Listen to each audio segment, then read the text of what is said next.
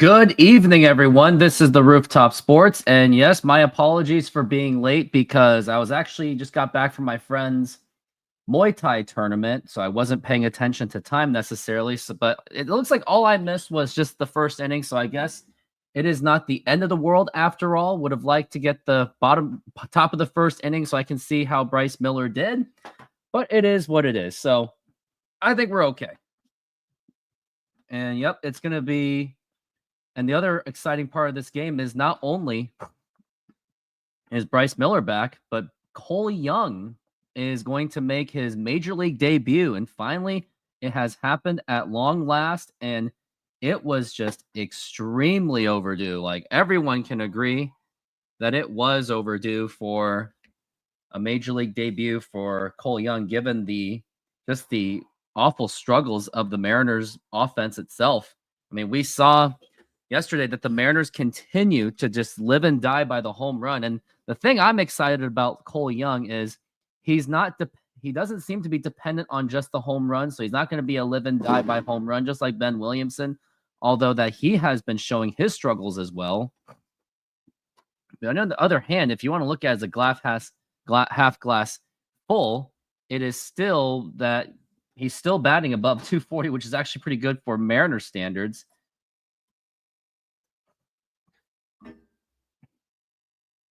And now we are back from the break. We've got J.P. Crawford.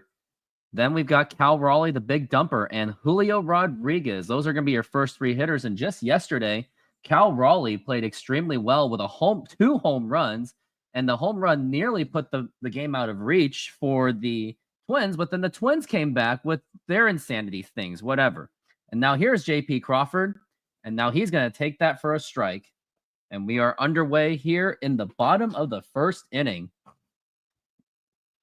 J.P. Crawford batting .257 with 4 home runs out of the pitch, and that's going to be just inside for a ball. Bailey Obear is the starter. In his last 10 starts, now is the pitch. And swing and a miss, strike 2.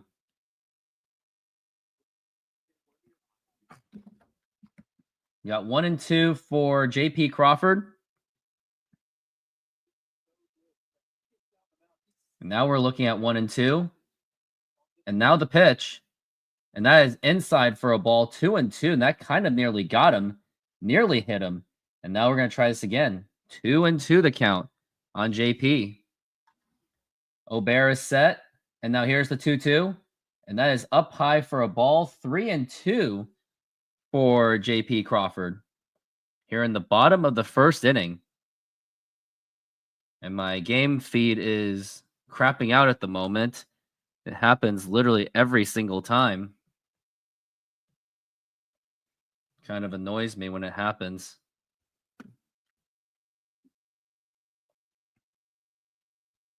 Well, I better get back into it. Well, it looks like J.P. Crawford just got on first base, so at least I know something good happened at least.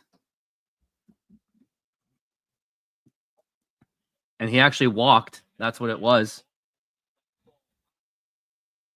The Mariners team that doesn't chase a whole bunch as a group takes a leadoff walk. And as a starting pitcher, you know that about this team. You know. And now we got Cal Raleigh up to the plate. Cal Raleigh, he is coming off of a really good game. And my feed is just once again just really crapping out. I don't even know what's going on. It seems like it's worse than Root Sports right now. Here's the pitch to Cal Raleigh. And that was a big swing and a miss. I was trying to sneak on it right there. Jump out with a little ambush piece. 8 pitches so far for Obear. And now the pitch. And another swing and a miss. What kind of a swing was that by Cal Raleigh? Very disappointing swing that was. And Cal is a special hitter. He's going to hit anything that starts on one side of the plate and ends on the other. You have to be fair. And now we're at 0-2 for Cal Raleigh. Now here's the pitch. That's going to be a foul ball.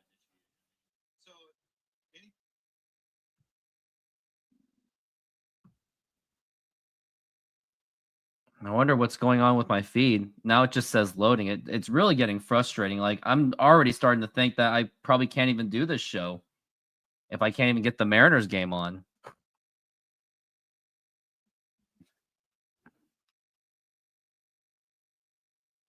It's just constantly just pooping out.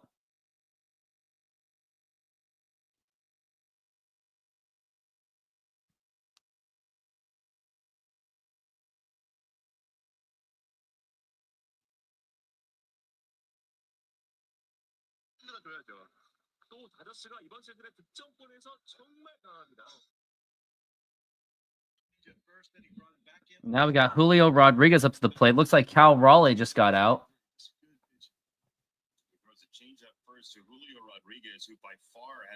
He struck out. That was Cal Raleigh. And now the pitch. And that is going to be in there for a strike. So it's Ober, not Ober.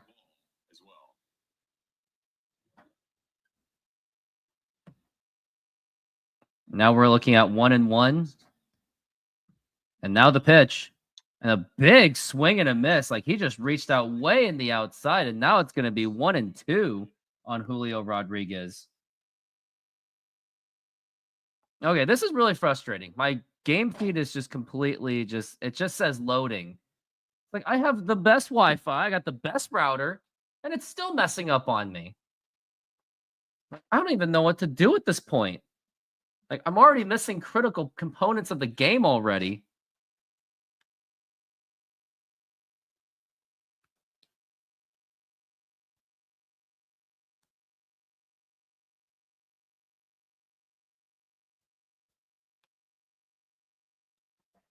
Please excuse my technical difficulties.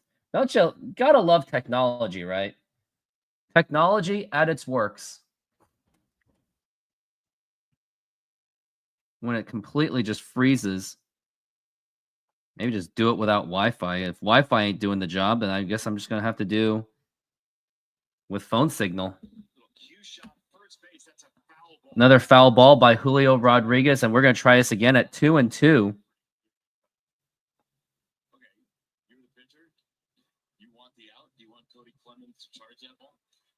We're at 2-2 for Julio Rodriguez.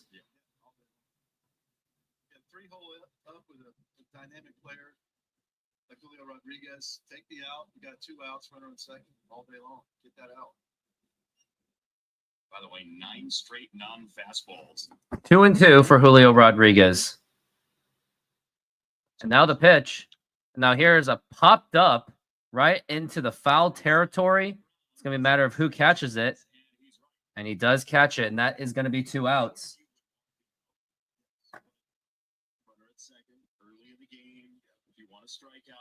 Sometimes pitchers, you guys really think Randy Arozarena is now up to the plate. You know what? Now I'm thinking about it, I would rather have the pop-up foul. We'll leave it first. Right. You put enough lottery balls behind. Now here's Randy Arozarena up to the plate. Now the pitch. Up high for a ball, and that is going to be ball 1.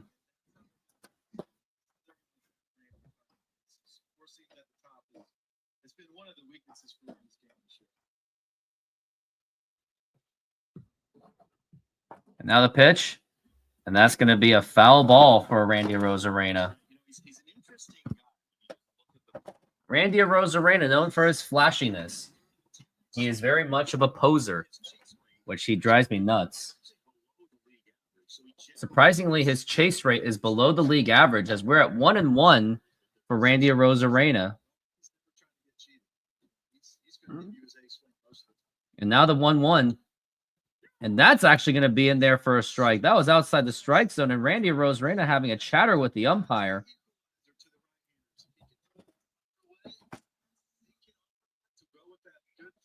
Now we're at 1-2 for Randy.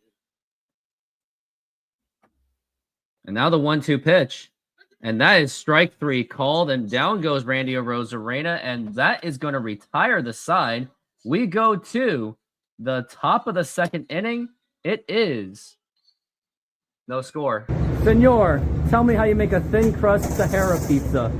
With your hands. cornmeal.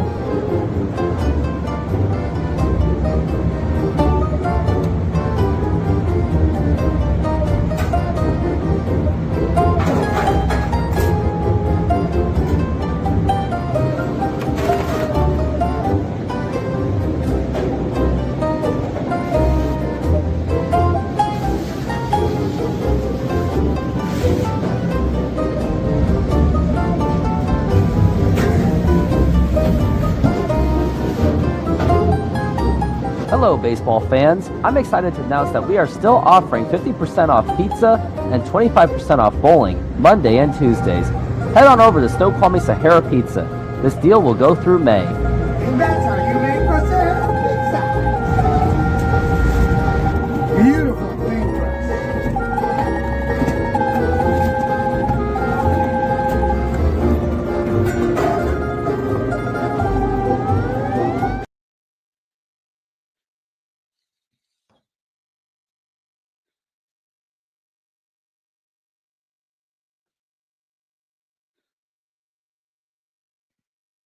Well, looks like I'll play the Immaculate Grid game again.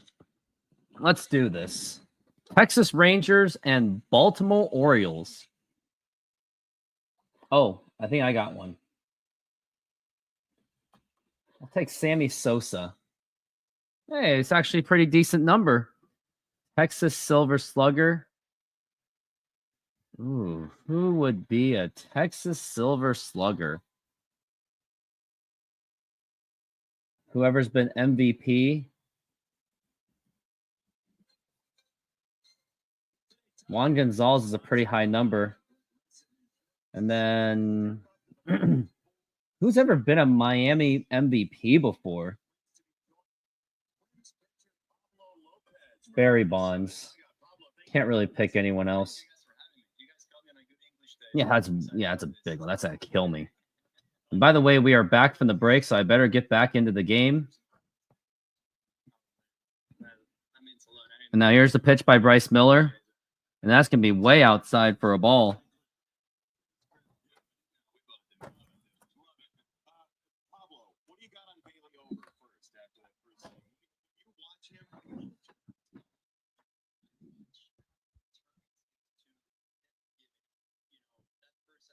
Now we're at 1-0, and now the pitch. And that's going to be outside for a ball. Turn the page.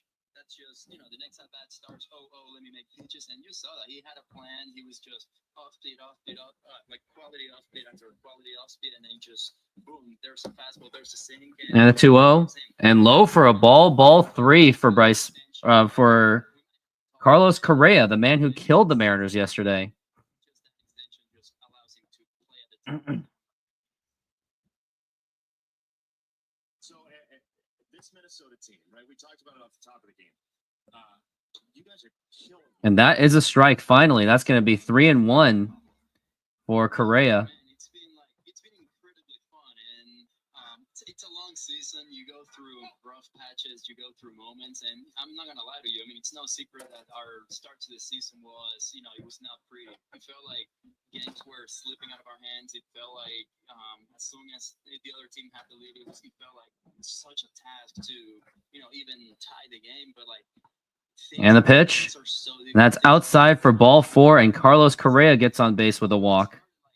We started doing things like on the road together.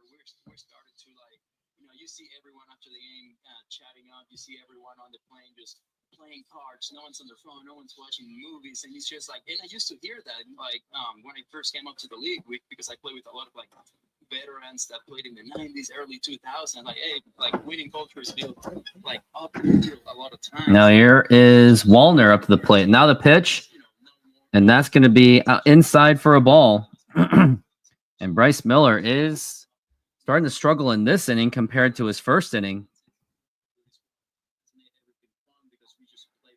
Man, these in-game interviews just go too long. It's more distracting.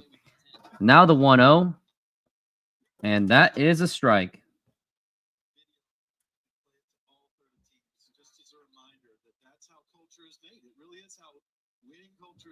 Now we're at 1-1. It's always been about hanging out with the guys after the game, going to big league dinners, playing cards, not sitting around. Now the 1-1 pitch. on the phone all Up high for a ball. So with that being said, how about at the field, y'all? What do you do as a staff together at the field, or is it all man for themselves? Just can every member themselves just working? I mean, everyone's got their own routine. Now we're at 2-1. What we need to do individually. Obviously, like, we go by yourself, but then when it's Now the 2-1 pitch. And that's going to be low for a ball. Now we're 3-1 for Wallner. Starters, we're a little different. I'm sure you know that we require a little more time here and there of the bullpens, but we make it a priority to be out there for each other's bullpens, and we're giving a lot of feedback. And the 3-1. And now here's a fly ball drilled to right field. And that is going to be gone. That is a home run for Wallner. And the Minnesota Twins have now jumped out to a 2-0 lead.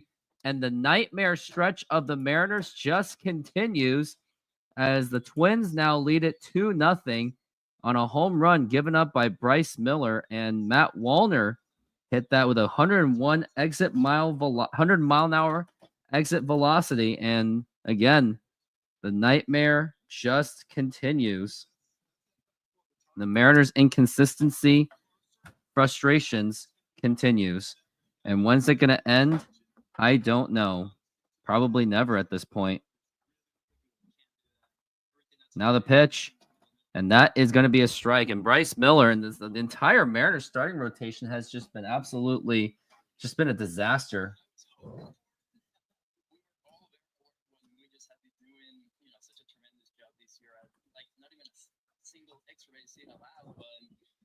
He went to the play with a plan. He went to the play determined, and I mean, he had already hit a homer of a Wu, who's such a tough matchup. Now we're at 0-2. As a pitcher, which is cool to see. Like part of like their culture is like pitching his offense, which I love. I love that quote when I saw that video on him. But then Munoz came in like best closer of the game, right now. And How much longer are they going to be talking? Now we're at 0-2. And now the pitch. Now here's a liner to center field, and that is going to be a base hit. And Bryce Miller just can't get anybody out. I wonder what happened to our beautiful starting rotation that was last year, and now it's just not there anymore. These are no runs allowed in 20-something appearances. Their team didn't feel out of it. That speaks to the chemistry and the belief that they have in that dugout. And to do that all the way up to our last out, like it was just so fun to see, and it was such a. I mean, the main thing is like everyone in dugout. And that's a strike and throw to second, and it's not in time. It's a stolen base for Willie Castro. All right, how good of a ping pong player is Cody Clemens? He's really good ping pong player, good golf player, good card player. So I mean, very very talented man. Look at that OPS 924, and he's been one of the big contributors to our culture. He came here, very very team oriented guy, and I mean obviously we all know who his dad is, who was part of like tremendous like dynasties and teams. So he came to our clubhouse and really contributed to like that culture that has just been about having fun and always compete with what we have. I want to ask you, a couple of years ago, you went to a pair of breaking balls, right? You changed kind of the shape of your breaking ball. Now we're at 0-2, and now the pitch. Now here's a ground ball. Nope, not going to be double play ball. And is there even going to be a play at first? And there is, but that's going to move the runner to third base. Now we got Castro at third base with just one out. And things are getting really out of control for the Mariners.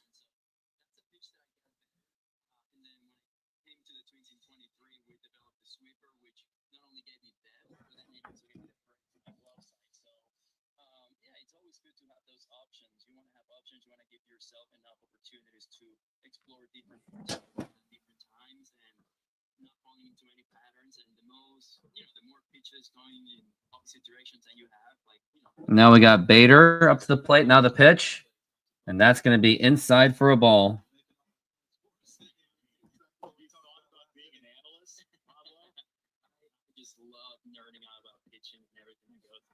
It's the best. I can do this for Paulo Lopez. It's great insight.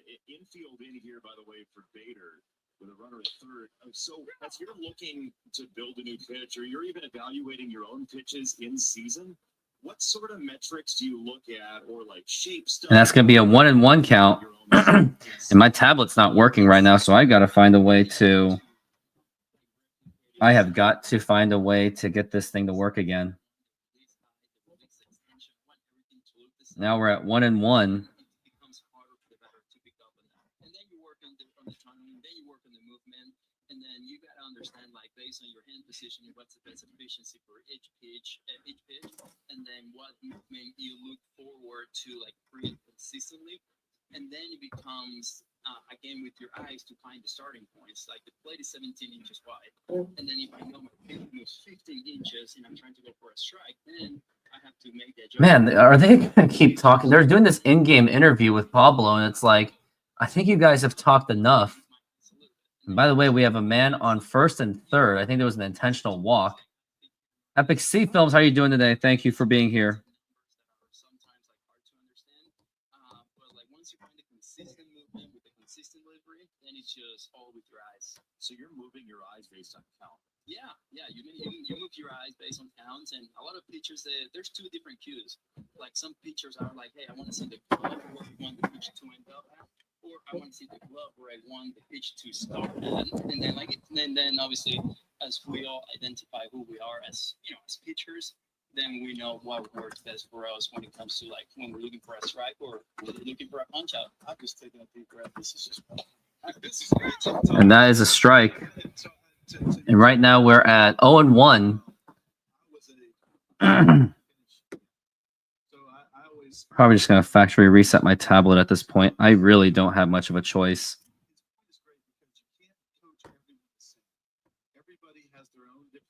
Now we're at 0-1, the pitch. And that's going to be fly ball popped up. Could be a little bit shallow. Who's going to get it? And Randy Rosarena makes the catch and the throw to the plate, and no one's going to be running. So now we got 2 outs. It's not an easy throw when you're running that far to get a ball that looked like it might drop for a second there. But back to what we were talking about. Every pitcher cannot be taught the same way. Right. There's different techniques, there's different cues for each guy. Pablo's a where's it start guy, I'm a where's it finish guy. And that's great understanding of the game of pitching. In the same way as hitting, you can't teach every hitter the same. They're all gifted with different hit.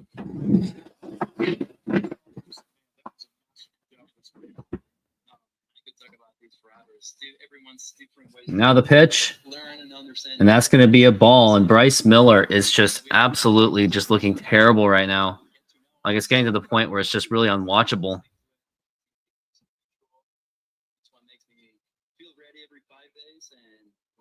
Now we're at 1-0 for Buxton, who was one of the heroes of yesterday for the Twins. And a swing and a miss, and that is strike 1. That just comes from I want to have zero regrets. I want to make sure that in the 4 or 5 days I prepare, I'm on the mound knowing that the amount of confidence comes from knowing I did everything I could to prepare. I have 4 days to really. Now here's a ground ball, and that's going to get right through for a base hit, and another run is going to score. And the Twins are now jumping out to a 3-0 lead, and game is just really frustrating to watch already. I heard the season is a third over. Yes, it is. My hope level is pretty much close to 0.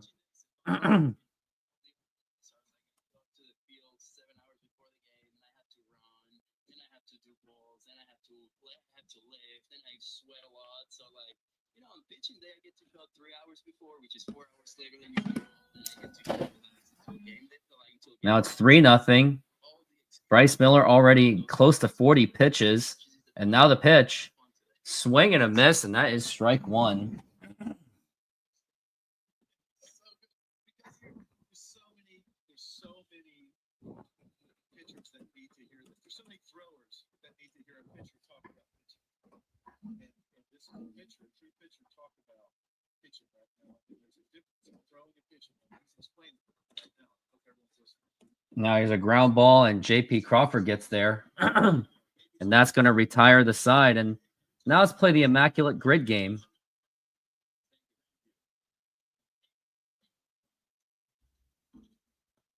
Silver Slugger. Rafael Palmeiro. Wow, only 5%. Baltimore and Miami. Who was in that combination?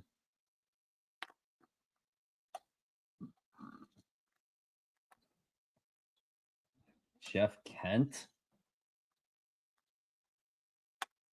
Who would be MVP with Miami? Oh, Giancarlo Stanton. Oh, yeah, because he's probably the only MVP in history.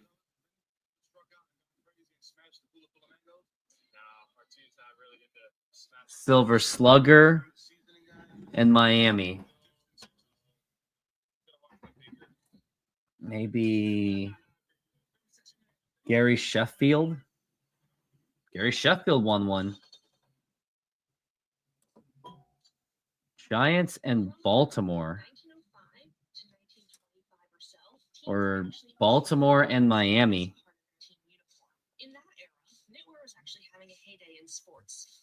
Oh, Bobby Bonilla. And baseball decided to jump on the bandwagon and create cardigans. And then Giants and Baltimore. Who was on that combination? If anyone knows.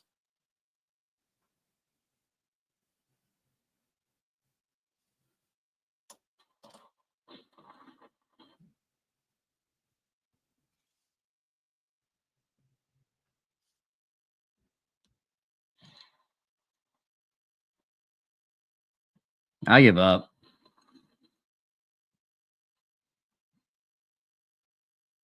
Kevin Gausman.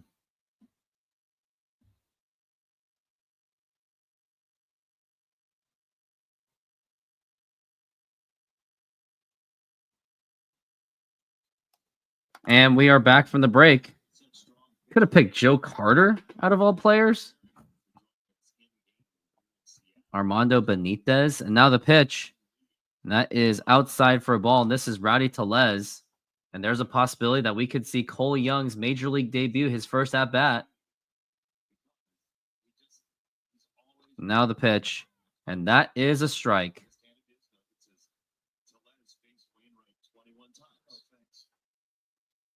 Now we're at 1-1 for Rowdy. And now the pitch. And that's going to be popped up and fouled. And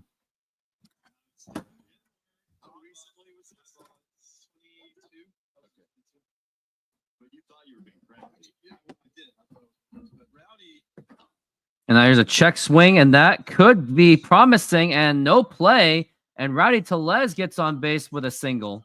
Infield base hit for Rowdy Tellez.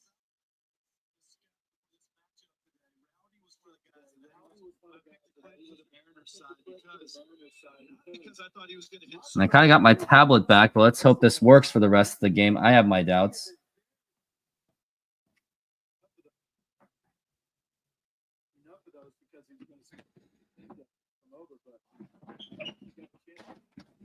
And now we got who's next to the plate. It's going to be Mitch Garver, who's playing catcher for today in place of Cal Raleigh, as Cal Raleigh is the designated hitter. But Mitch Garver has been terrible this season. Aside from his high on-base percentage, he hasn't really done much anywhere else. Now it's 1-0. And now here's a fly ball left field, and that's a foul ball. It looked like that was going to be a home run to give the Mariners at least within one run of the Minnesota Twins. So many times, the best thing to do is to go right back to the same spot because he thinks he's got over off of that now. Oh, what am I doing? Forgot to put the score back. And now we're looking at 1-1, and that's going to be outside for a ball. It's a hard thing when you give up an almost home run right down the line. So many times I went straight. Now we're at 2-1 for Garver. And now the pitch. And that is going to be right in there for a strike. That was actually a pretty nasty pitch, if you ask me. And that is going to be 2-2 on Mitch Garver.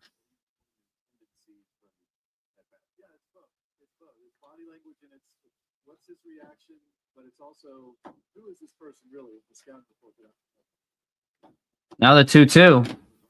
Now here's a fly ball right field and fouled again. Had some pretty nice hits, but they're just going in the wrong direction.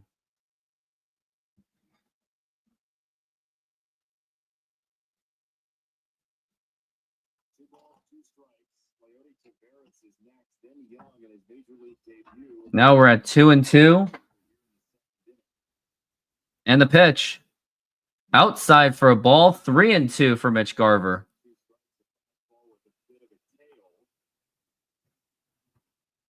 Yeah, a little bit of cut on that ball. He tried to work it on the corner, work it just off.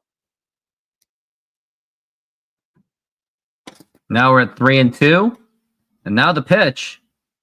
And strike 3 called, and Mitch Garver knew it. It's really frustrating. I mean, this is why we need people like Harry Ford to be called up. Mitch Garver has made an excellent case. He threw a fastball with a little cut, and had he swung at it, then that would have been a bad pitch because he's already looking out there. But because he took it, watch this pitch before. He threw the four-seamer away, the hitter takes it. And there's Leody Taveras, and that is going to be a ball. And on deck is going to be Cole Young, which he is going to be batting if a double play doesn't happen. We're at Taveras is batting 227. He's been fielding quite a bit. Balls went over his head. And now here's the 0-1. And that's going to be up high for a ball. Either way, I mean, whether he cut it on purpose or he full cut it, it still worked for the same effect. Right. Now we're at 1-1. And now the pitch. Swing and a miss, and that is going to be strike 2. It starts exactly the same as the fastball and just disappears.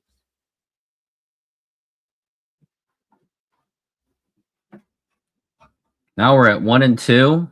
And the pitch. Outside for a ball. That is going to be 2-2.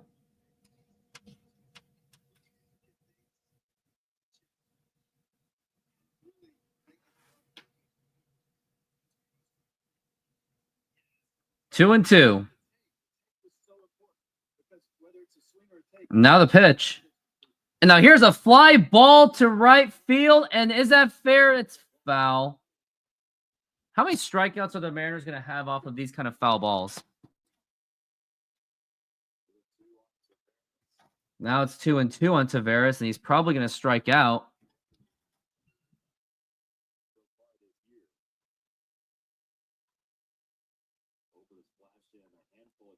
And now the 2-2.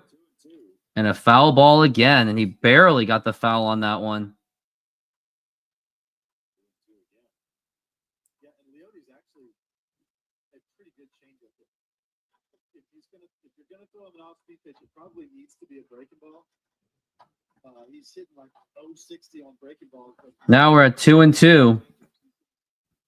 And now the pitch.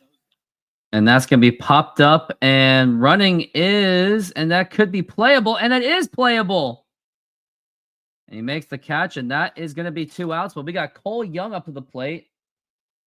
He's getting a little bit of a cheer, a little bit of a standing ovation. Cole Young, the rookie now. He's finally making his major league debut after huge amount of demands. But the thing is, the question is, can he actually pan out? And that is what we're going to find out.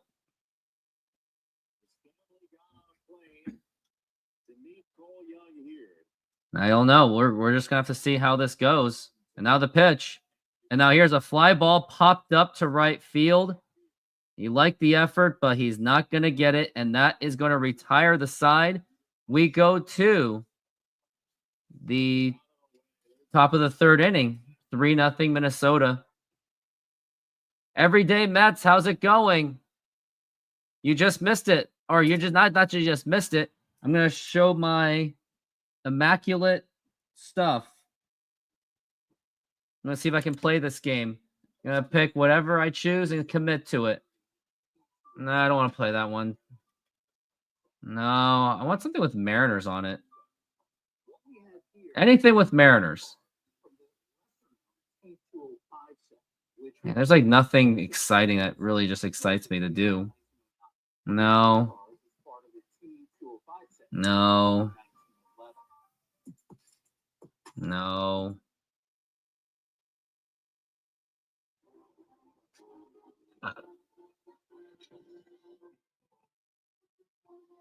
Let's just do this. Cubs and Blue Jays. I wonder who's played that. A's and Blue Jays. Okay, this is tough. Yeah, I'm just gonna go with Ricky. Screw it. Just that lazy. Pat Borders.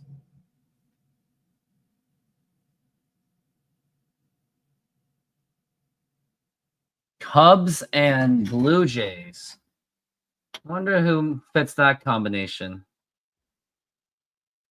Wouldn't know. Rockies and Cubs. Or Cubs and Twins. Just gonna go with Jason Giambi because I'm lazy. 21%. Oh. No, not Charles. I was thinking about Charles Johnson, but he's not. No.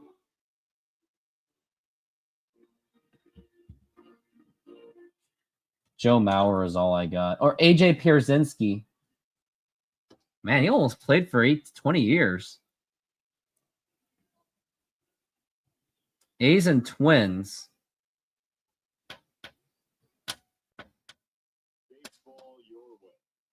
And we are back from the break. Oh, come on. Don't do that to me. Now I'm not going to use that. Sorry, can't use it.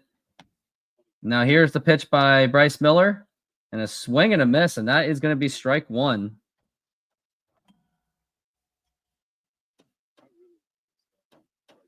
Yes, I really like the stuff. I don't know what that phone was doing to him earlier in the year, but it doesn't seem. And the 0-1. And that's going to be outside for a ball. Procedure done in season, it would probably shut you down for a while, so you deal with it. He spent some time on the injured list.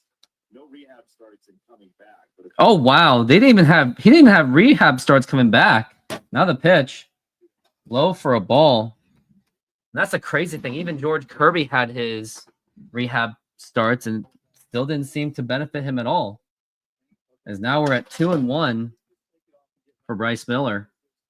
I'm sorry for Lee, and the pitch, and that's going to be a foul ball.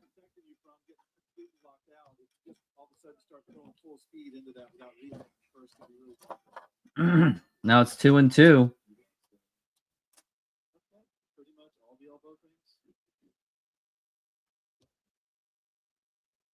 And now the pitch. And now here's a fly ball to left field, and Randy Arozarena is there, and he makes the catch. That's the second time that he's flirted with that ball up in the zone to Lee. He's going to have to get that down.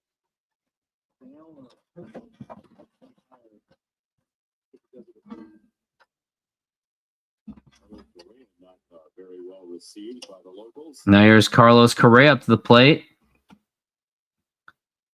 And now the pitch. And that's going to be outside for a ball.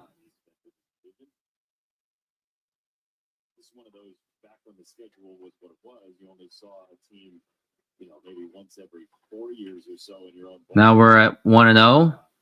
And the pitch. And that is a strike.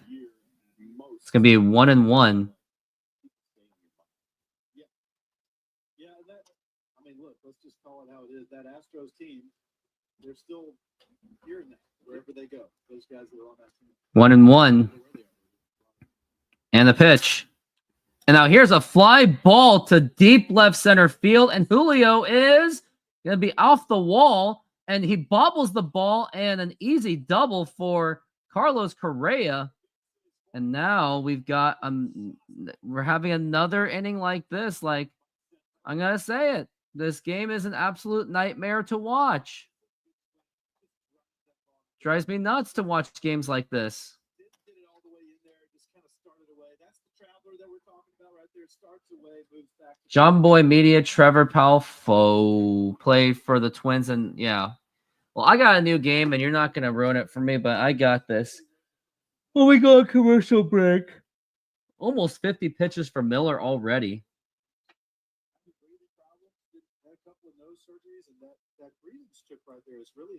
And also, amazingly, this is my second straight Mariners game, but I'm not going to be able to do Sunday. And now the pitch. And check swing, did he go? He did not. And also, this is my 26th Mariners game, 27th Mariners game of the season. Magic number at 73 for the magic number of 100. Don't quit your day job. Yep. And the pitch. No, I don't want help. Don't need the help. I played this game. I live for this. Now we're at 2-0.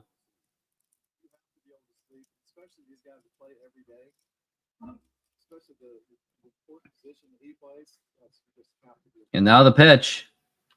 And that's going to be popped up. Should be easy play. And there you go. JP Crawford catches it. And yeah, everyday Mets. Wait, let me see. Do you have a YouTube channel yourself? I think we've met before.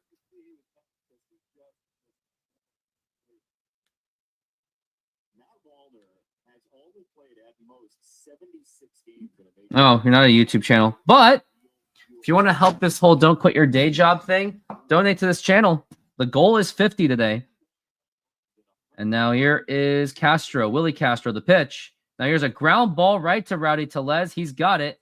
And go to the bag, and that's going to be in time.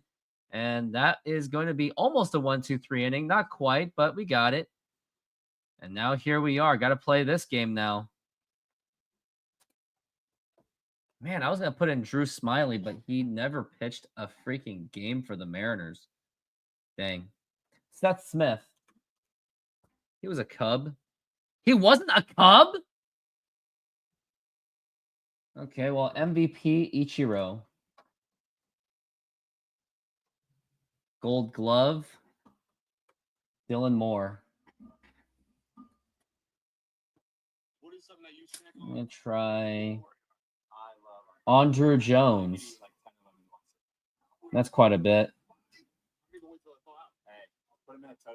I'm going to do Chipper Jones. Yeah, just an incredible play by Riley Green. Cubs and Braves. Kenny Lofton. Cubs and Mariners. Who would be a Cubby and a Mariner?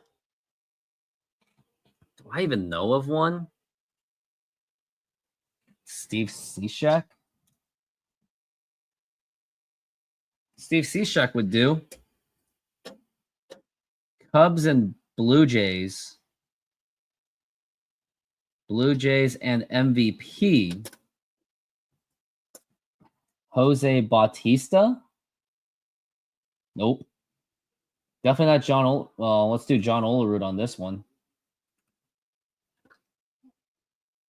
Not even John Olerud wanted. Wow. Well, let's look at these results. So who could have I gotten for this?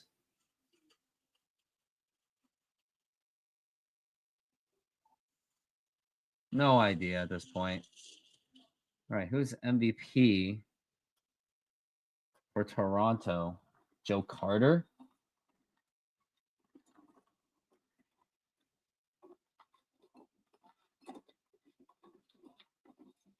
All right, who was George Bell?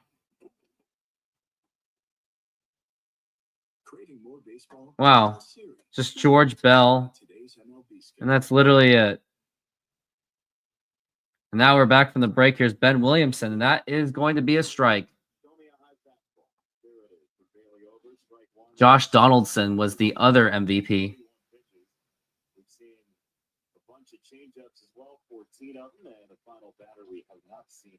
And that's going to be outside for a ball.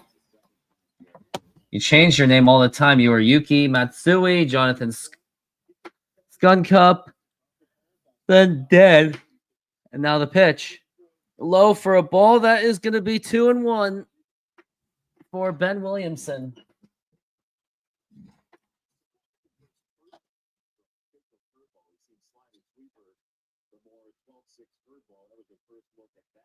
And now the 2-1. Swing and a miss, strike 2. 2-2. Yeah, I think he's just got a little bit of natural pull cut when he gets it all the way to the corner out there. Then when he runs that sinker or keeps the straight ball in the corner, it can be a real weapon. Now we're at 2-2. And the pitch. Low for a ball, 3-2. The numbers bear it out, right? There's been only one season in his major league career where Bailey Oakland Now we're at 3-2, the pitch. And now here's a foul ball.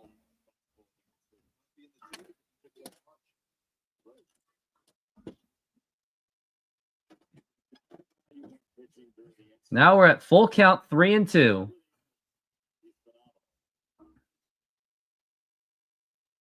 And the 3-2 pitch. Now here's a liner to right field, blooper, and that's going to drop in for a base hit. And is Ben Williamson going to go to second base? No, he changes his mind. And he nearly could have gotten himself thrown out, but he gets a nice little bloop base hit. And now we've got J.P. Crawford up to the plate and the top of the lineup. So let's see if the Mariners can do some real legitimate damage. Great job staying down through it, taking it to right field. And I want you to watch this play. Watch him. He's got to go a long way, and that's a hard. I think if you've been over. That's a Germany hard invented. pass for a right fielder, full sprint to bend down and get that ball before he gets to the wall right there. especially for his And the pitch to JP. And that's going to be outside for a ball. almost flatly grab that thing on the move. Yeah, and I mean, from a pitching standpoint, We're looking at 1-0 for JP. base hits to singles is a huge weapon. And the pitch. And that's going to be popped up and fouled. You feel that like the pitcher, that runner at first is different than a runner at second. Well, it's just a total game changer. A runner on first with no outs as opposed to a runner on second. The odds of them scoring go dramatically down. Every pitcher knows that on the mound, but Looking at 1-1 for JP. let's get out. He's got a favorable count. And the pitch. And now here's a fly ball to right field and foul. And the Mariners are hitting the ball hard. They're just having problems just fouling. Let's see if he comes back now that he's got him so sped up with that. Man, after this game, I might take a nap. We're at 1-2 for JP. And here it is. And a swing and a miss at the dirt, strike 3. And why did he even swing at that one? And that's going to be 1 out. And now we got Cal Raleigh up to the plate. And at this point, he's the best player on the Mariners offense. It really should be Julio Rodriguez, but Julio is just very streaky.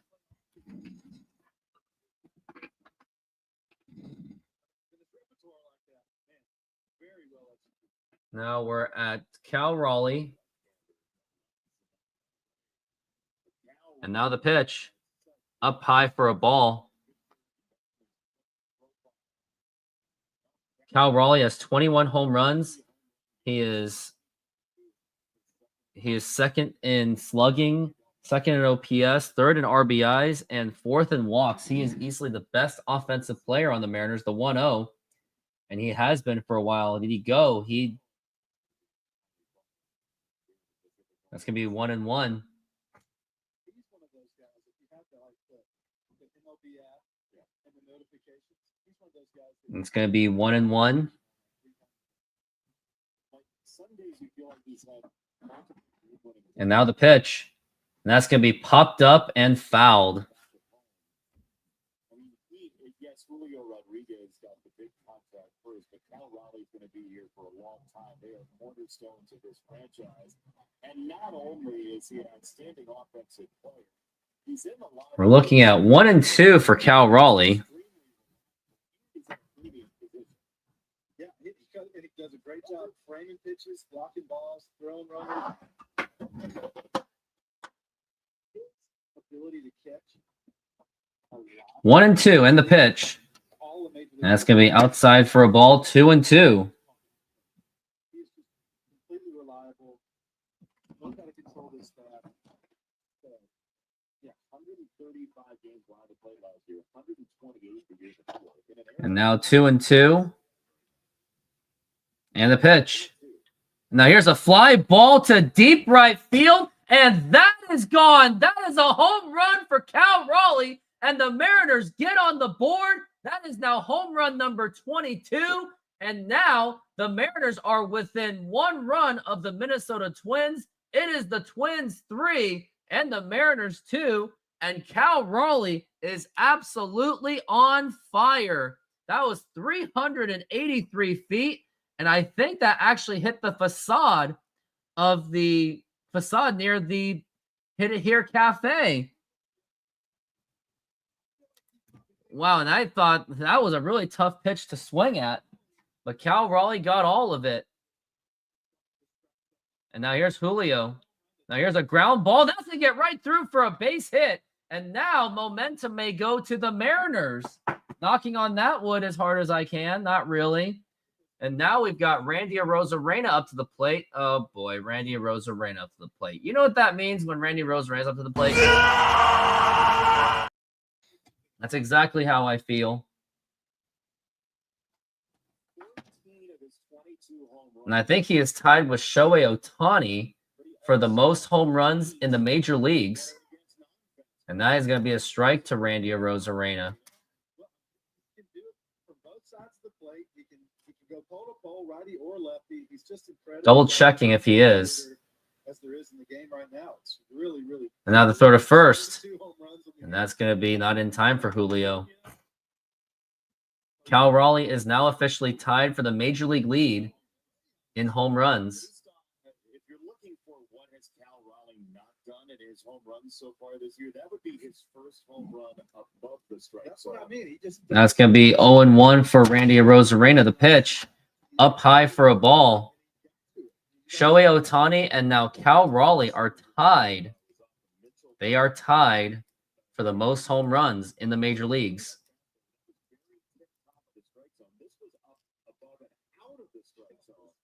And now we're at 1-1.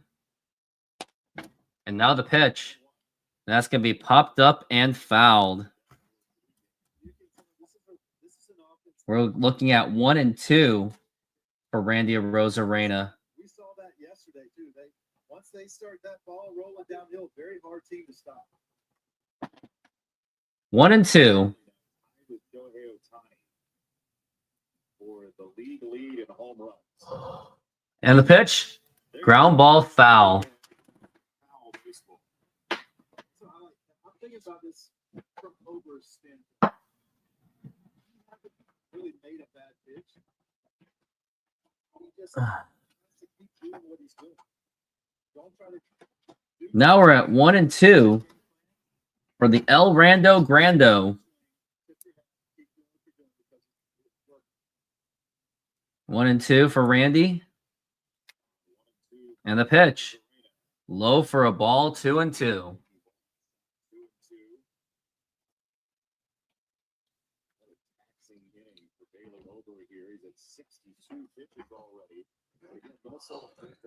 Now we're at 2-2 for Randy.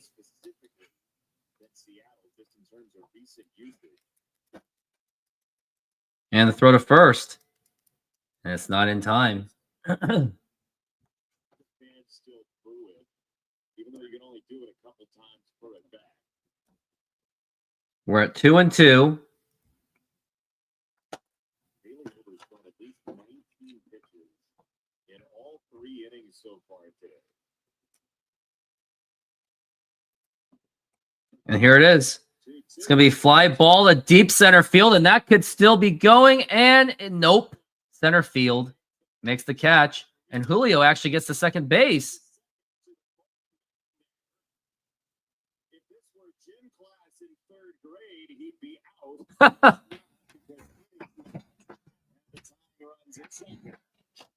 Tying run at second base. And now who is up to the plate? It is now Rowdy Tellez, who's actually 1 for 1 in this game.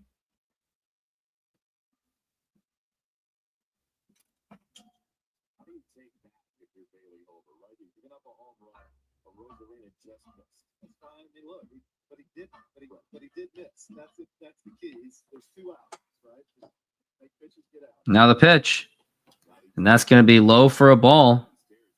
Pretty decisive take on that changeup.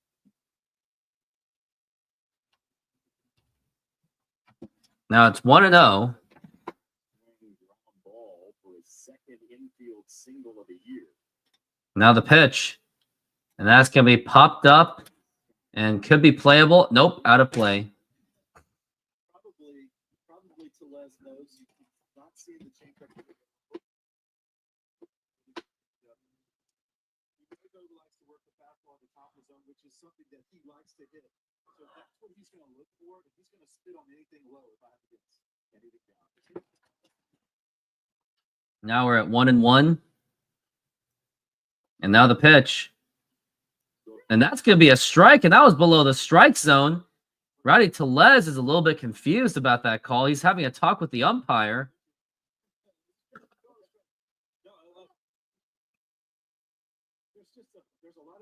Now we're at 1-2. Now I'm thinking about sticking a fastball at the bottom of the zone because I know I'm getting that low strike. But also, if he's going to take everything low, 1-2 for Tellez. And now the pitch. Up high for a ball, 2-2. he gets that a little bit down, Tellez is going after it. But that's, you can also tell that. Now 2-2. And the pitch. And that's going to be a foul ball. And that should be playable. And that is. And that's going to retire the side. But the Mariners do get on the board with a 2-run home run by Cal Raleigh. So good to see the Mariners on the board, but they are still trailing. And now we're going to play the game that I'm thinking of. Here it is. All right, let's do this. I got Cardinals and Mariners. I will first go with Jeff Facero. Yeah, that's a pretty good one. I think that was a pretty safe choice. Pirates and Mariners. I wonder who had played for the Pirates before, along with the Mariners. I'm just going to go with Adam Frazier. Not exactly a great pick. I'm thinking about Mike Blowers. Let's do Mike Blowers. Yeah, I think that was pretty good. Twins and Dodgers. How would I know that? Oh, Josh Fields.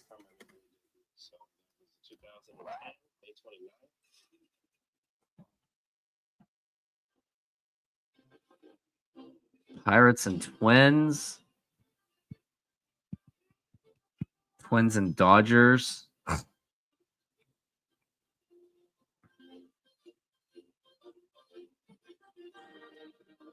Twins and Cardinals. I think I'm pretty much at blank on this one. Pirates and Astros. I'm really blank. All I can think of for this one is Lance Berkman.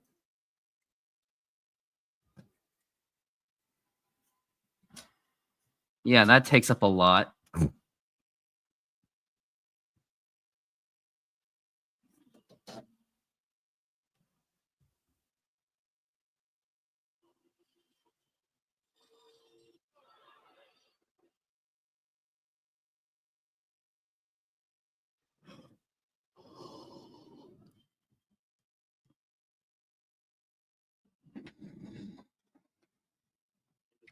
Could have picked Jeff Kent.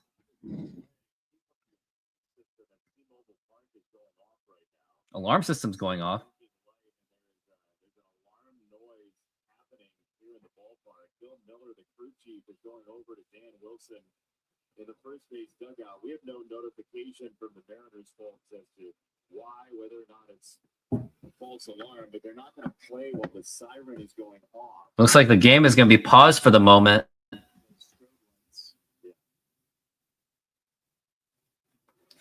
Looks like there's some kind of possible fire or Could be a false alarm.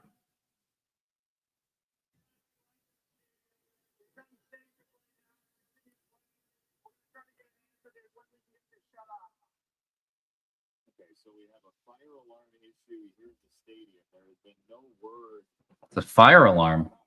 Safety issue. The gentleman walking out in a suit, speaking to the umpiring crew.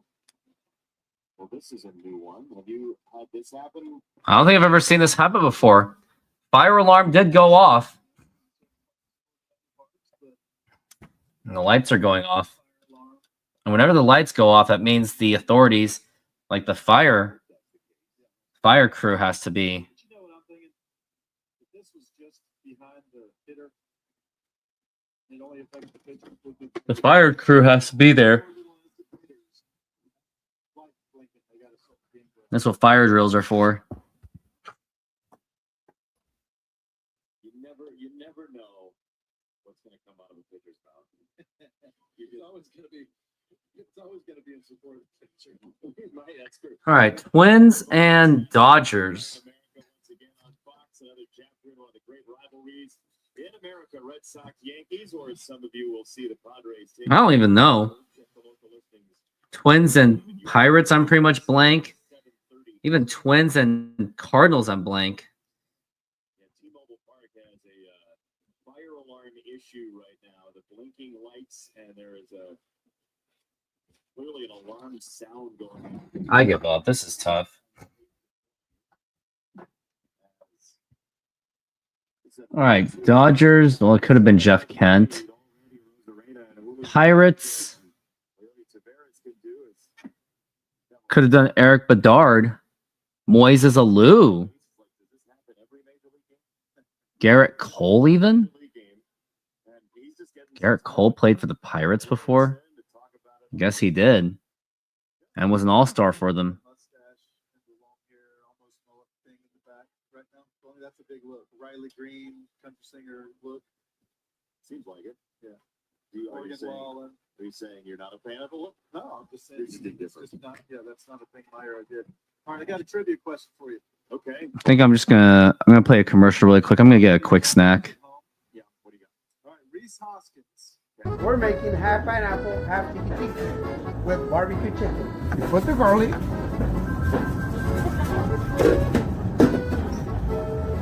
Put the pineapple on the whole pizza. Remember, they want half pineapple, and the one is gonna be tiki tiki. Tiki tiki goes pineapple, garlic, feta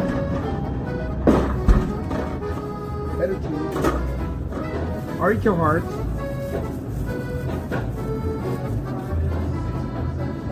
And the chicken.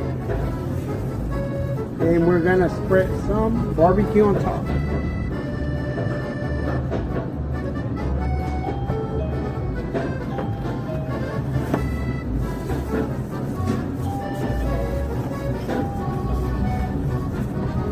And it's ready.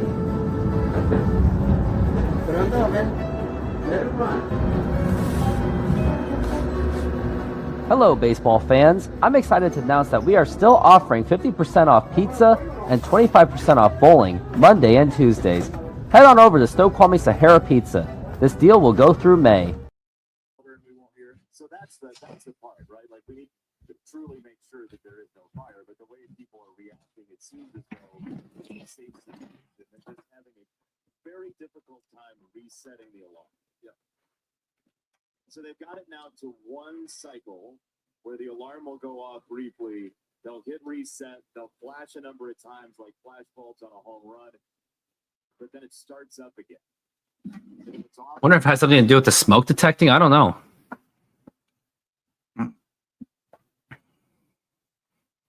So if you're a pitcher here, Well, let's play Immaculate.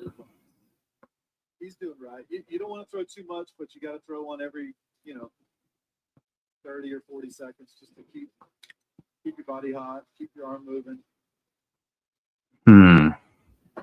All-star for the Reds.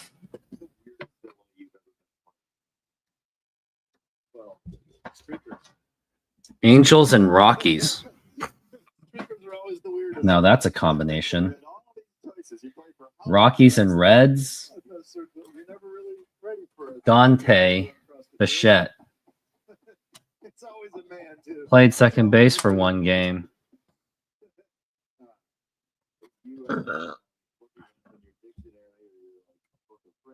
Barry Larkin. This is the definition of I'm sorry I asked. You know what? Hey, speaking of Ed, it's always Philly. Brett Boone. It's always Philly. Who would have thought of Brett Boone? It used to be San Diego. You'd have a guy run Played second base for a game. get to the beach and try to run. Jose Offerman. Philly had at least 3 of those guys. And they're always dudes. A Boston All-Star. Even Offerman was an All-Star before. I'm going to do Tim Wakefield. Well, Philly's number 1. San Diego would be 2. Yeah. Colorado and Boston. 0, yeah. Well, this is a fun cycle of we set the alarm here, and all you can do is all you can do. They're doing everything they can. Oh, Chuck Finley. Okay, other weird delays. Were you ever part of one of those B delays? That'll happen every Yes, year. in Arizona. But that was in the oh no, that was Arizona Fall League. Oh, was it? Yeah, Fall League. Did they call the Oh, They completely Mike Lansing. hired a picnic tape, and it just became, it looked like a big beat. No way. Like you couldn't even see any of the tape. Somebody had spilled a Coke on it or something, and it just completely. Oh my goodness. You know, I keep these at my farm and in my house. Okay. When the queen leaves the hive follows. They never leave her alone. So the queen goes up and sits on a branch. 5 seconds later, The fire alarm triggers again. The fire department. Am I there? You are, Bill. Bill's not ready for the delay. There's an announcement going on. Got you, Bill. Guess there's nothing. The fans are trying to tell Bill. Oh, we're good to go. Looks like the game is good to go. Bill was getting ready to make his announcement. I just need 2 more. Ready to talk about Rockies and Angels combination and Angels combination. one of my announcements. Like I would know. The fire department blank. Okay, so they've cycled the fire. And now we're getting the pitches in. Bryce Miller, as they have declared it as safe to play.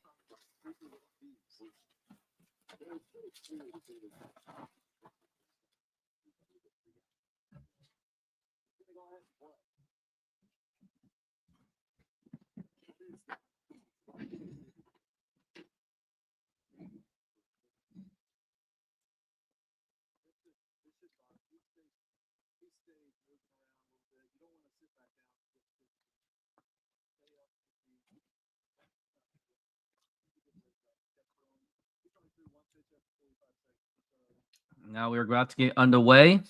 Here's Clemens. And now here's the pitch. And that's going to be popped up and fouled.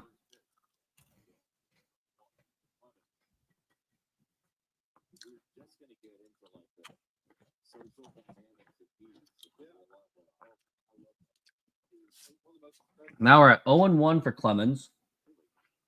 And now the pitch. And a check swing. That's going to go right to Miller. Should be easy play. Go to first. And that is in time. But what a hustle by Clemens. He did not give up on that play. Something that Julio Rodriguez should be doing once in a while, if not all the time. Come back to you, little slow rollers. What he did so good right here was he stayed low. Who played second base with the Adam Kennedy? Straight up into that front. Spike it in the ground or lose a drive. Watch how he stays into his legs. He stays low. Almost throws like And now the pitch. And that's going to be up high for a ball. That is to Bader. Now I just need a Rockies and Angels combination. Stand through that athletic position, moving towards first base into the when you throw the ball, but staying into your legs like that and pushing it towards the first baseman just allows you to stay on playing. Now the 1-0. You stand up, And that's going to be a strike. You stay low, you throw up, and those close throws like that, it's almost too hard. Who was It's almost- Colorado and Anaheim? Curious what that combination was. And now the 1-1. Swing and a miss, strike 2. He just came off from missing a few days, 4 or 5 days with that finger injury. And would come back out and get hit. Would he get hit in the hand or arm? That's not. Now we're at 1-2. And now the pitch.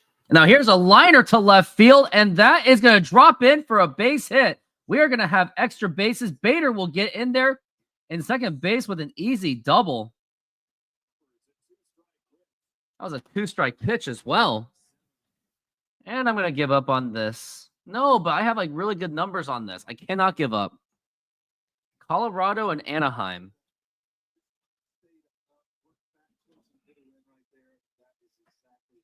I really don't know.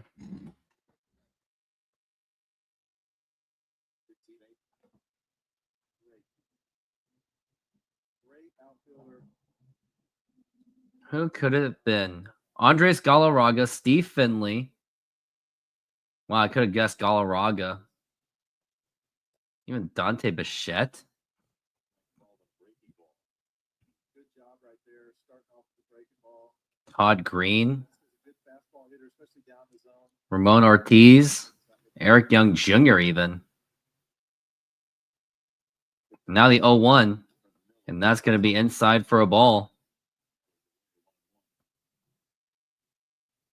Minnesota right now is 5.5 back of the Tigers in the American League Central. Detroit lost 1-0. And now the pitch. And that's going to be inside for a ball. 13 straight games. I think they only gained like 1 or 2 games in the division. But he was playing so great during that whole stretch. Cleveland has stayed very good. They're 5 over. Now we're at 2-1. Check swing. Did he go? He did go, and that's going to be 2-2. Just off his monologue days. I will tell you though, Major League Baseball umpires are doing a much better job. Now we're at 2-2.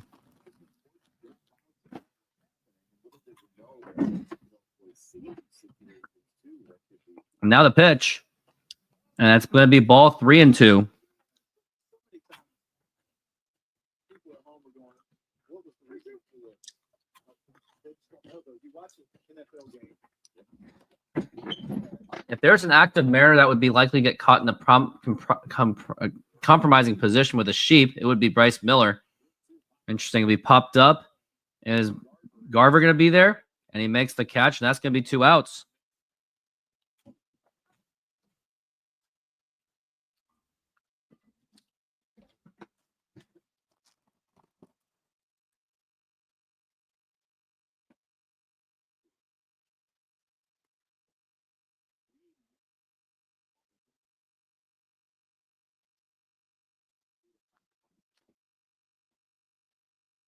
Now here's Bryce Miller going to Buxton, who was 1 for 2.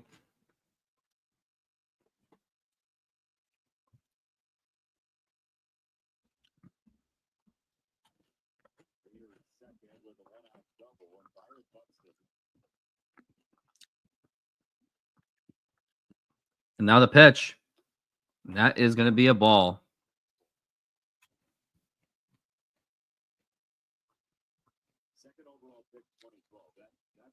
It's going to be 1-0.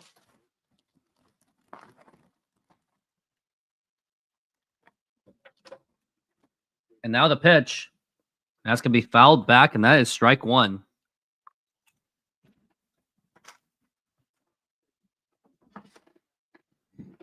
We're at 1-1.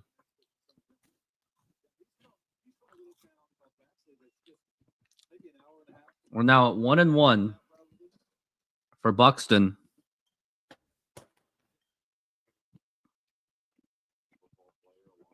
Now the 1-1. Outside for a ball. 2-1.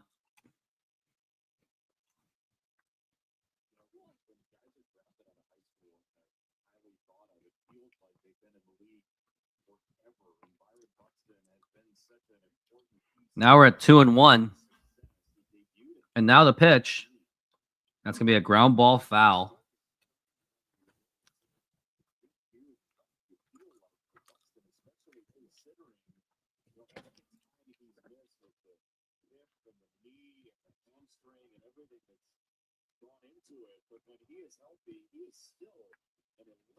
Now we're at 2-2.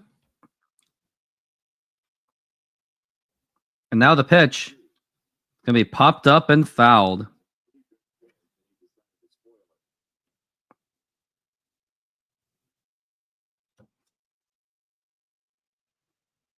Bryce Blow throws that nasty break ball down the way. He's worked that fastball up a couple times, got some scary foul balls. Now we're at 2-2. And the pitch. It's going to be up high for a ball.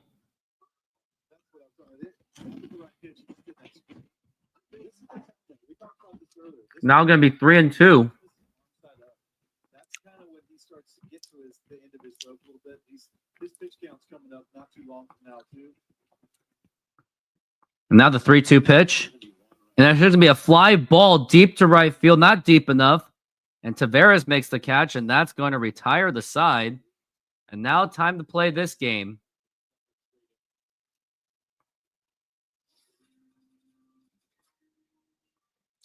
All right. I'm going to say Brad Miller. He's even more obscure. Very obscure. Hall of Famer shortstop Derek Jeter. That's too easy. I'm going to say Brett Boone. Born outside the United States with 30 home runs. You can't go to a ballpark and not have a nice hot dog. So if I'm at the ballpark, Ichiro's too easy, though. you gotta have chili on there. You gotta have cheese. If your hot dog isn't bending in the middle because it's like about to fall apart, then you're not doing it right. So you gotta have a glizzy and then something cold. Edgar Martinez. Beer, lemonade. You gotta have something cold. Oh, he was born in New York.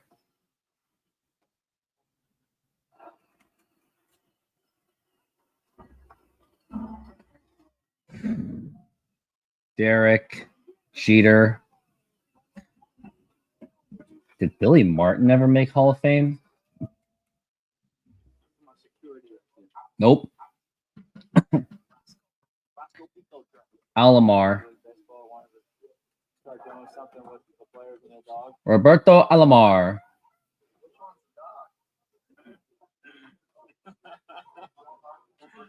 I was undecided. Juan Gonzalez. But my wife pushed me in the back and she wanted a famous dog, so she told me to do it. Alex Rodriguez. Not exactly great.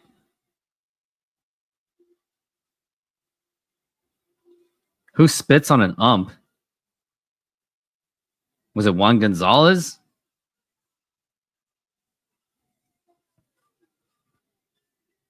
All right, let's play this one.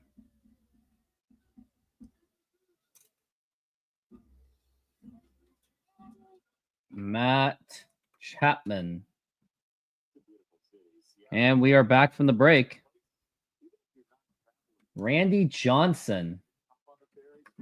And now the pitch to Garver. And that's going to be outside for, man, Randy Johnson got 20%. Roberto Alomar spit on an ump? When did he do that?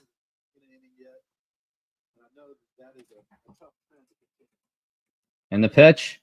And that's going to be a fly ball popped up. And it's going to be third base makes the catch. It was in 1996, and I think he was with Baltimore.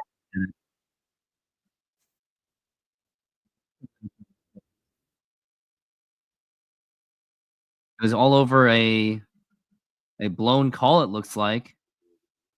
And Alomar was just saying F you, and he spat at the umpire. And there's a bunt attempt by Taveras. Not exactly a good time to do it.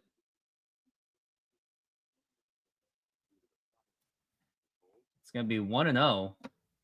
Yep, it was 1996 with Baltimore. And then he moved on to Cleveland. Now the 1-0. Roberto Alomar was one of the great second basemen, and he got Hall of Fame. Gabe Spires in the bullpen. Why did you have to say it? Wait, what? Are they? Did the alarm go off again? Fans are booing, and very understandably so. That's a baseball thing. You just violated code. Nope, they said keep playing. Fire code. Not just the baseball code. All right. Now we're at 2-0, Alarms off. and now the pitch. It's gonna be a foul ball. See, this is why to not have social media, because my social media is just going to be an absolute dumpster fire. I was just talking on the Tiger game last night about how you can't jinx no hitters. Oh, don't Then I just jinxed the fire alarm. Now we're at 2-1, and now the pitch up high for a ball, and that's gonna be 3-1 for Leody Taveras.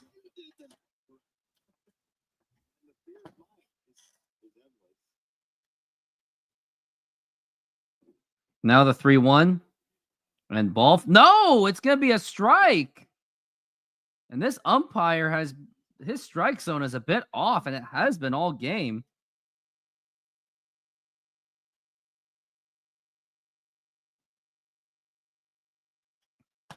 Now we're at 3-2.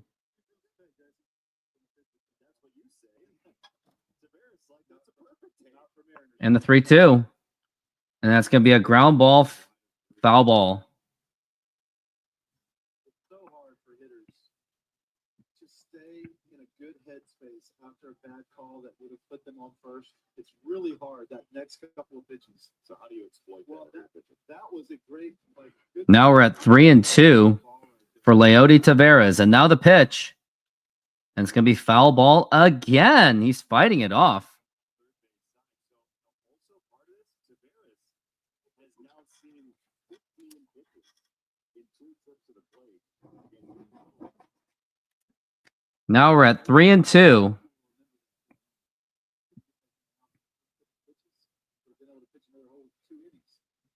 Now the 3-2 pitch.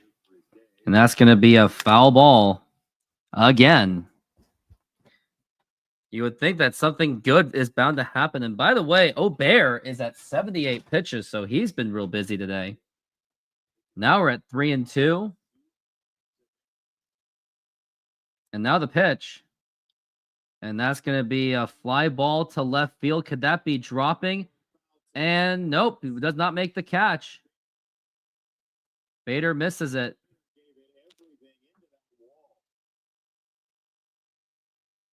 Harrison, one of the best, most athletic outfielders there is out there. That's such a hard play. He had to know. Really was a tough play. To cut away from him there. He knew where he was in space to be able to slide and time that perfectly. That seems Now we're at 3-2. breaking a knee or something right there. That was well executed. Just didn't come up with play. Both sides. Also, he's got a huge. And now the pitch. And now here's a fly ball to right field, and that's going to be easily caught. And he makes the catch. And now it's going to be 2 outs. And now it's going to be up to Cole Young. See what he can do. Cole Young was a first-round pick in the 2022 MLB draft. He was drafted even before the Mariners broke their playoff drought. And there's the Cole Young family on the camera. We expect big things out of Cole Young because he is one of the top 100 prospects in baseball. And he takes it for a strike, and he's donning the number 2 jersey. Cole Young is 0 for 1. He flied out on his first at-bat. Would like to see him get any kind of a base hit. Now the pitch. That's going to be inside for a ball.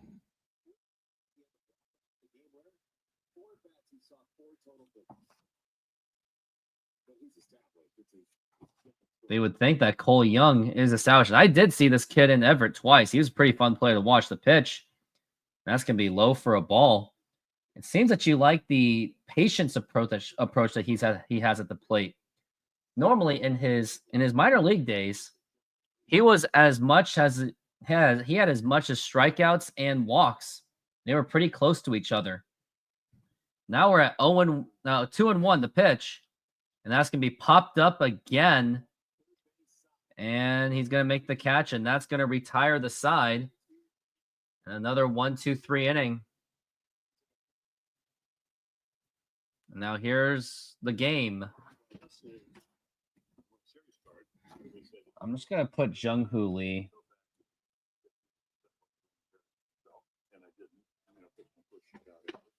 Yeah, who would have done that anyway?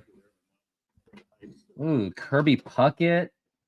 He rings a bell. Joe Mauer. Kirby Puckett. Brad Radke, maybe? No.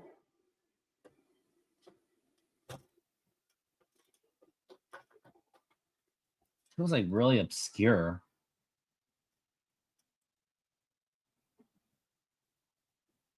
Second base, but played only for one team.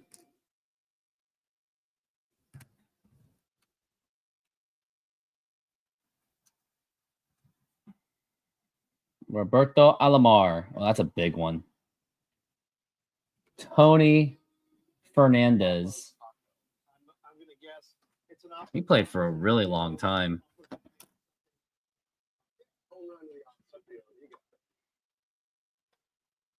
This is a good one.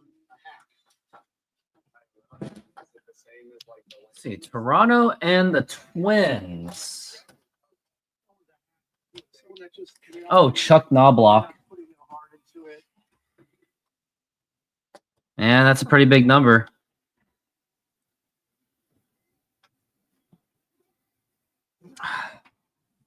Kirby Puckett. Yeah, obviously. Let's say Billy Martin. Okay.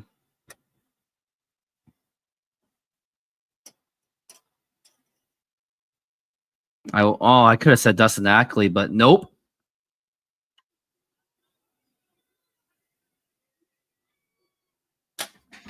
Dylan Moore.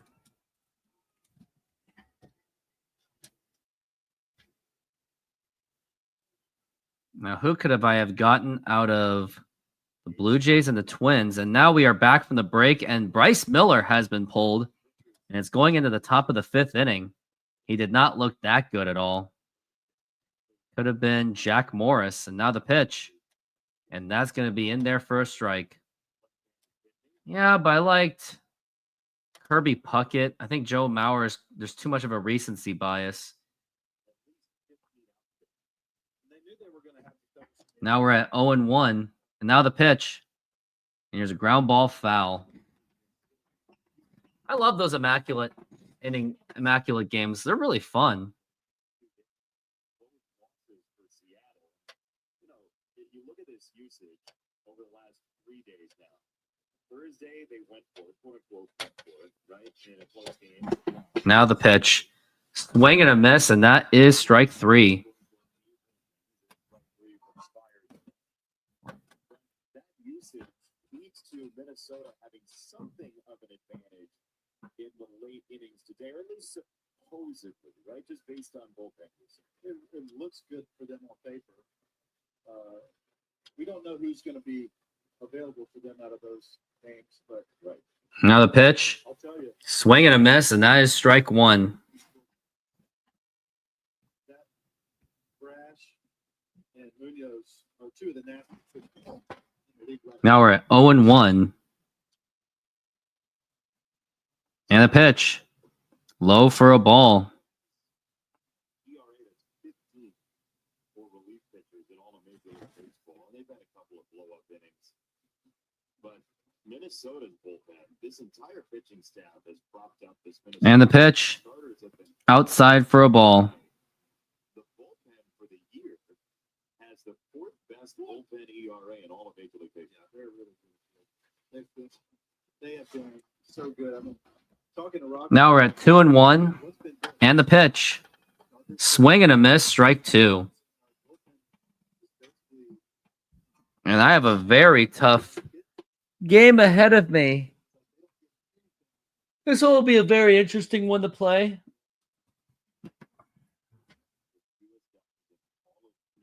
I think I might just do all Mariners on this just to see what happens. And the 2-2. And it's going to be a fouled back. I was impressed with Bryce Miller today, though. We're at 2-2. Good for that team to get him back in the rotation. He's clearly got great stuff. Looked very calm and collected out there. Besides the one home run. And the pitch. Outside for a ball. And again, Seattle is planning to be in this in September. So is Minnesota. But the Mariners hope to be in the AL West race to the end here. So they need a season. Now we're at 3-2. I think they're going And now the pitch. Here's a ground ball right over to Cole Young, and that's going to be out. Cole Young seems to be a lot more smooth as a second baseman than Ryan Bliss is.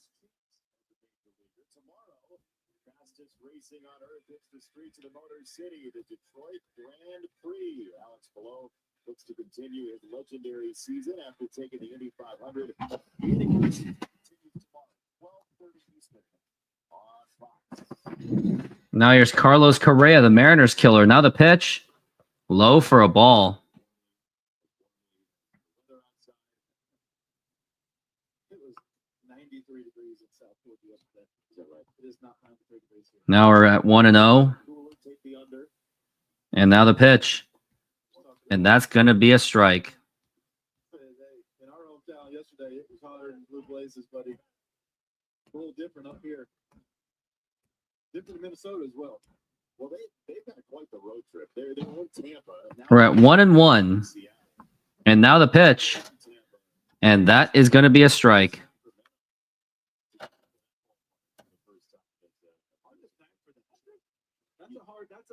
That's a full suitcase right there. You got jackets in there. You got 1-2.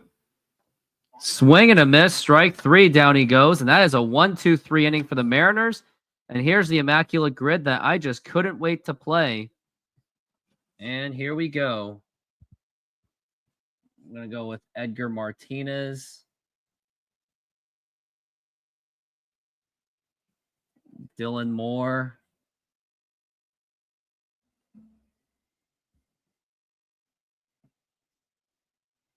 Let's go with Ichiro.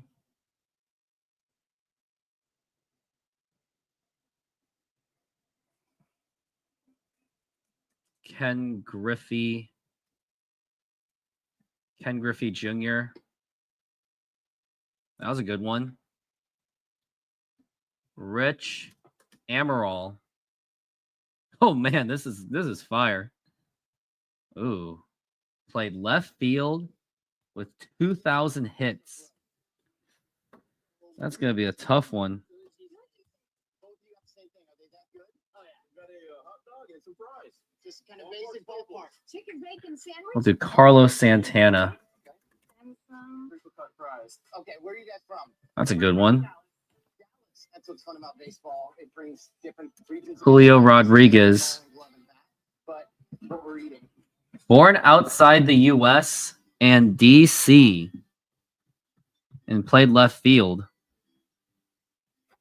Randy Rosarena. That's a good one. And left field with 2,000 career hits. Mike Cameron never had 2,000 career hits.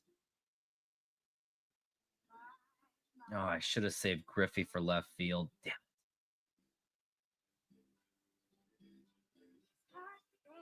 Yeah, I kind of wasted that.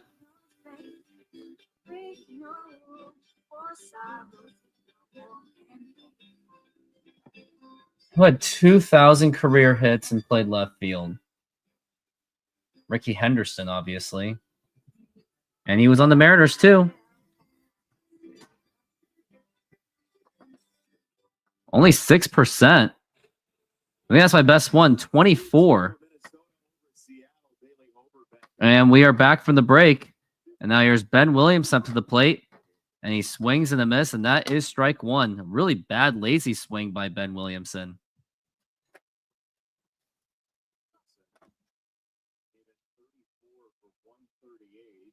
Pretty well known for his Now we're at 0-1. Now the pitch. And that is going to be a strike. Yeah, I'm actually impressed with Ben Williamson. I watched him because I didn't know much about Ben. I watched him. He's the only. And the place pitch. he can go is away. Low for a ball. Get him down, but really, you got to keep the ball away from him. He's very, very good. Finds the barrel a lot middle end. Now we're at 1-2. And now the pitch. That's going to be a foul ball. That one was really fun.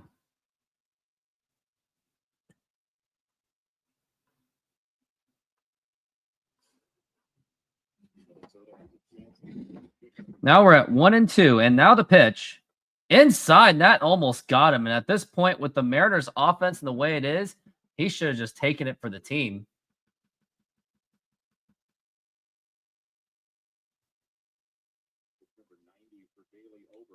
Now here's a liner to left field, and that is going to drop in for a base hit. And Ben Williams is going to go to second base. He's going to get extra bases, and he's going to have a double. And the Mariners now have a runner in scoring position with a tying run on second base and the lead run at first base. And now it's going to be up to J.P. Crawford. It was a nice laser to left field.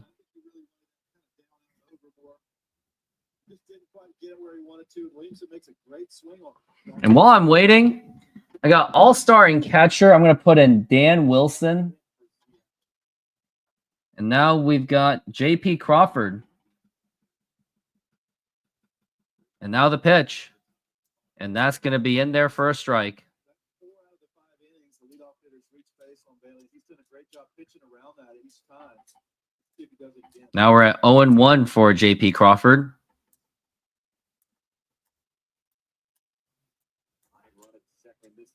And now the pitch. And that's going to be in there for a strike.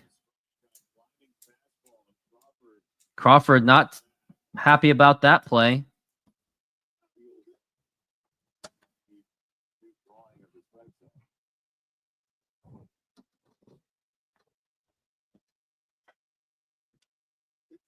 Now we're at 0-2 for Crawford. And now the pitch. Now here's a liner, and that's going to be a foul ball. That was a laser.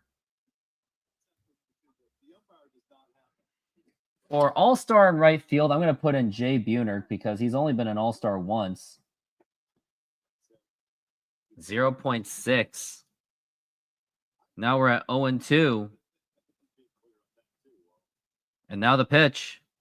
Low for a ball. And I'm gonna put Randy Wynn. Yeah, Randy Wynn's a pretty small number too, even smaller. Now we're at 1-2 for J.P. Crawford.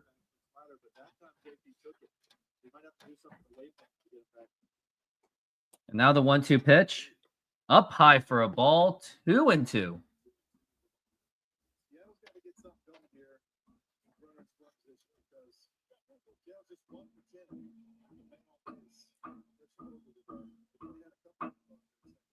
Now 2-2. And now the pitch. And that's going to be foul ball again.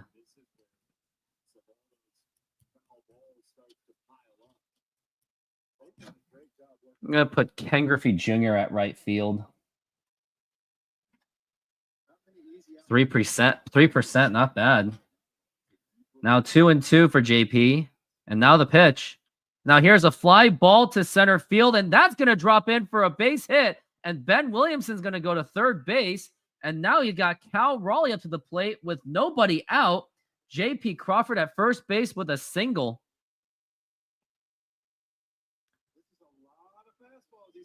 Yeah, there's a lot of fastballs being thrown. That's why the Mariners should be scoring more runs by now. And I wonder if the manager has seen enough. He's going to pull him out.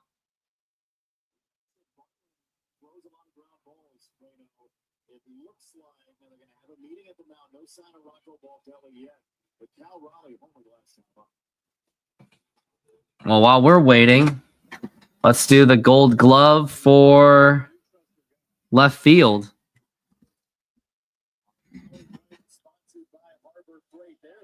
Put in Ichiro. register to me like that doesn't make sense. How Rich Amaral.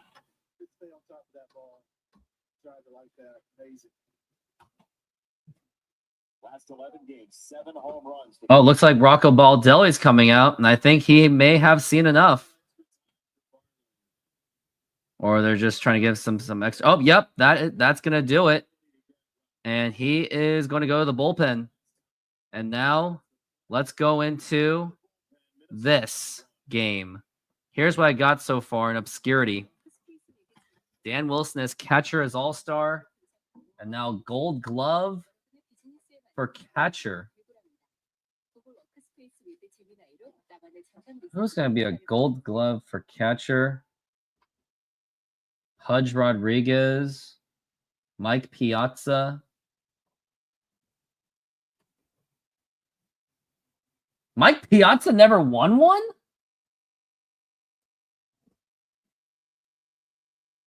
Yeah, I messed up on that one badly. Oh, I could have gotten Pudge Rodriguez on that. Oh, God. That one I really messed up.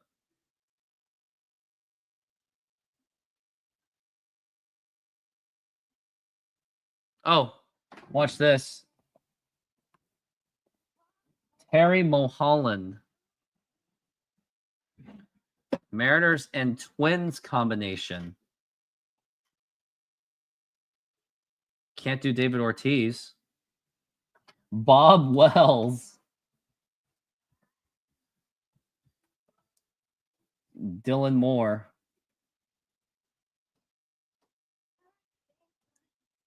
Phillies and the Mets.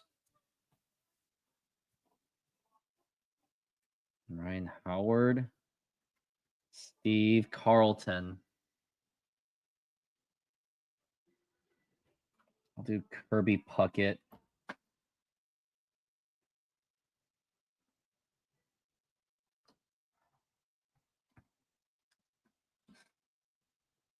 Alex Rodriguez.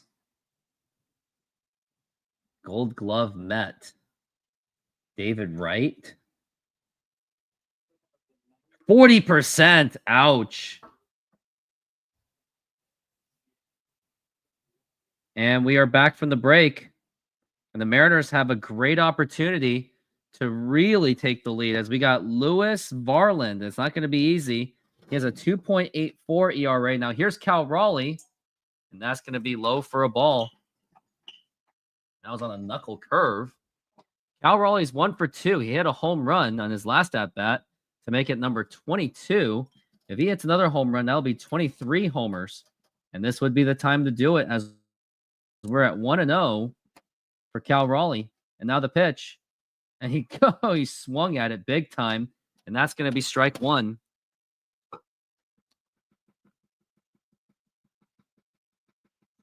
And now we're at 1-1 for Cal Raleigh. And now the pitch. And that's going to be low for a ball. And that is going to be 2-1. Twins and Mets. I wonder who would be in that combination. Johan Santana. Probably too common, too. Yeah, 36%. That kills me. Now we're at 2-1. And now the pitch. Swing and a miss. Strike two. Now I just got to find a combination for Phillies and Mets. As we're at 2-2. Lenny Dykstra.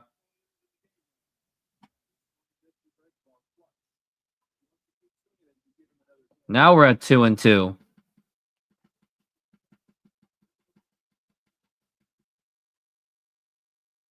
And now the pitch. It's a liner and fouled.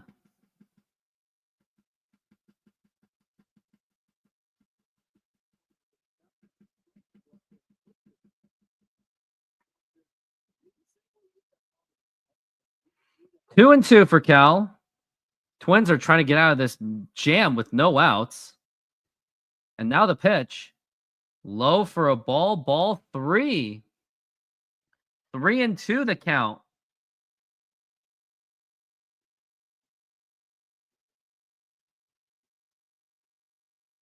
Going to be Julio Rodriguez on deck. And now the 3-2. Going to be foul ball.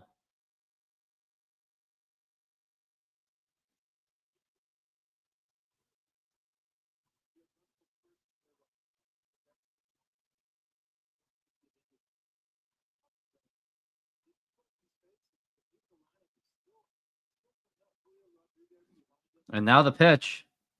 And that's going to be strike 3 called literally right down the middle. How could you have not swung at that? That was literally right down the middle. And now you got Julio Rodriguez who's probably going to hit into a double play.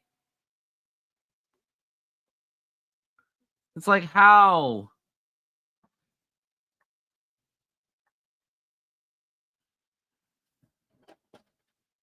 Cannot believe what I saw.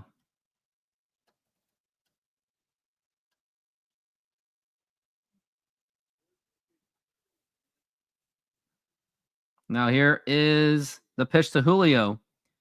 And that is going to be outside for a ball.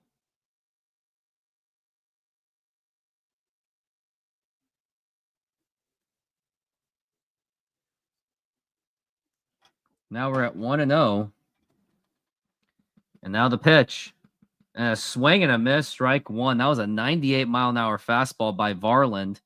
If the Mariners can't score on this, this would be absolutely embarrassing. And it looks very likely it won't happen because Julio, with runners in scoring position, bats 196 with just 2 home runs.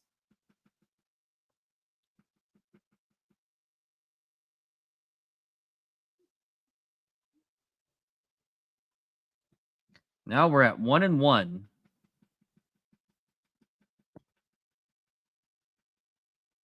And the pitch. What are you doing, Julio? Why are you swinging like that? You're swinging at everything. Are we really going to leave 2 men on with a runner in scoring position with nobody out as if there was? With Cal Raleigh striking out? Is that really going to happen? It actually looks like it might happen. As we're at 1-2 for Julio. And now the 1-2. Low for a ball. It's going to be 2-2.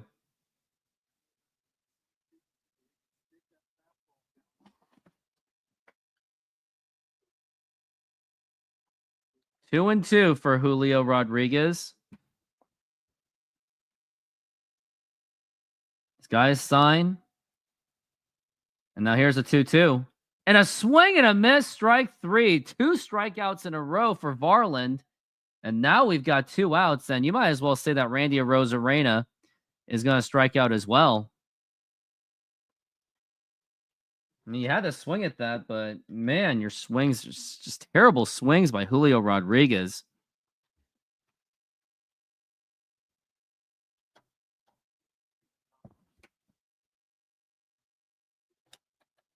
Now here's Randy Arozarena. Now here's the pitch. Up high for a ball, and the catcher tried to do a frame job, but wasn't doing so. At this point, if we can just get a tie, it would just be a complete wild success. As now we're at 1-0, and Arozarena's not great on runners in scoring position either. The pitch. And you literally had a strike right down the smack middle, and you still didn't even swing at it. I don't care if it's in your cold zone. Hit the freaking ball. Now we're at 1-1 for Arozarena. And now here's the pitch. Low for a ball, 2-1.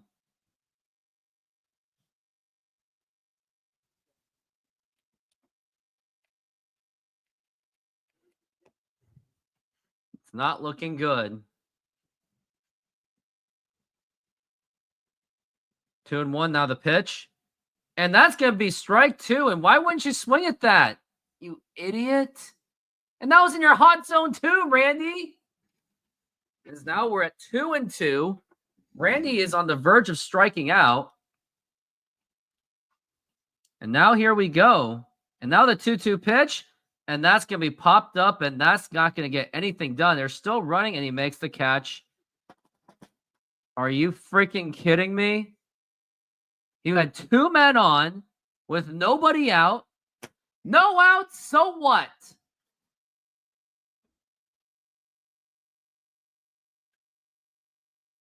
That's all I can say. No out. So what? No out, so what? Senor, tell me how you make a thin crust Sahara pizza. With your hands. Cornmeal.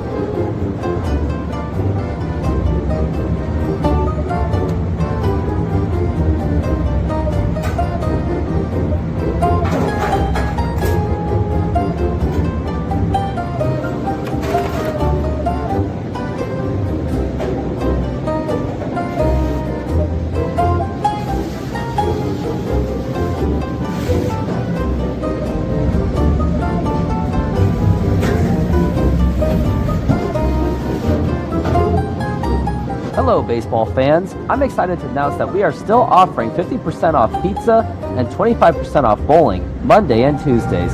Head on over to Snoqualmie Sahara Pizza. This deal will go through May. And that's how you make a Sahara pizza. Beautiful thin crust.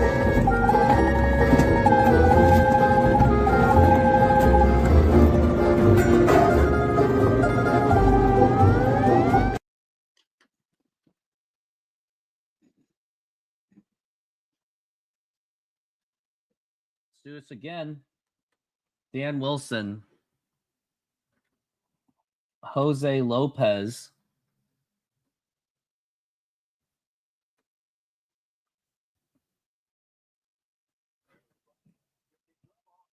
Rupert Jones? No.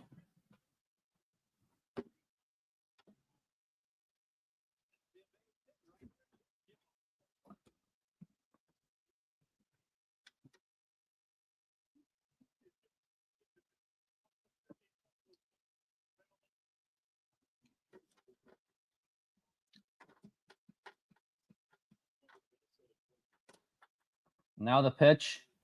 And that is going to be swing and a miss. That's a strike. And Gabe Spire is now back on the mound.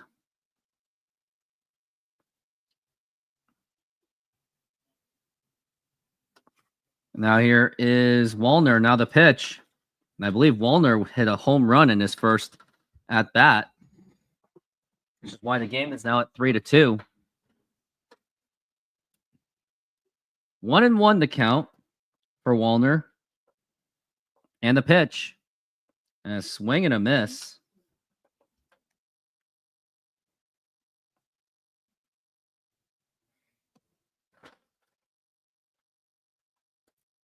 Now we're at 1-2.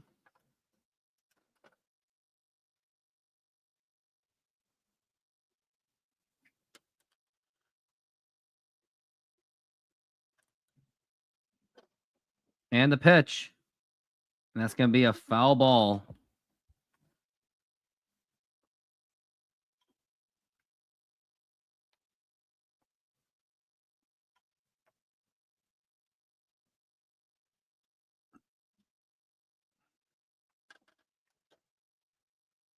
And the pitch. And that's going to be 2-2.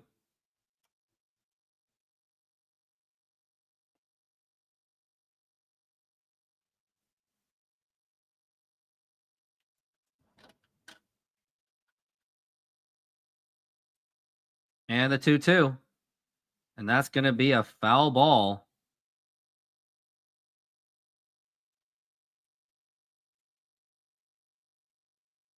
And that's 2-2.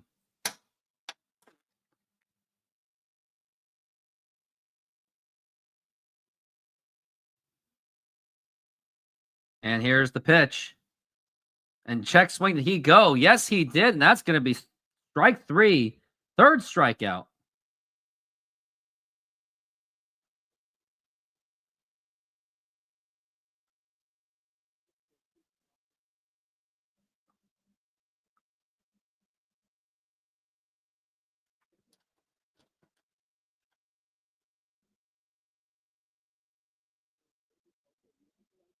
Now here's Castro up to the plate.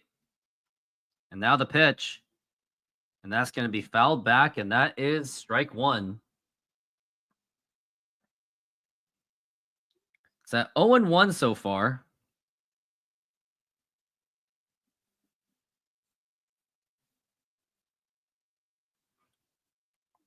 And now the pitch. Swing and a miss, and that is going to be strike two.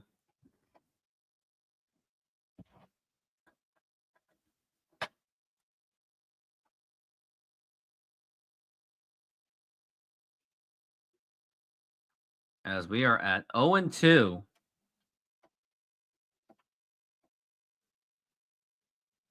And the pitch. Up high for a ball, 1-2.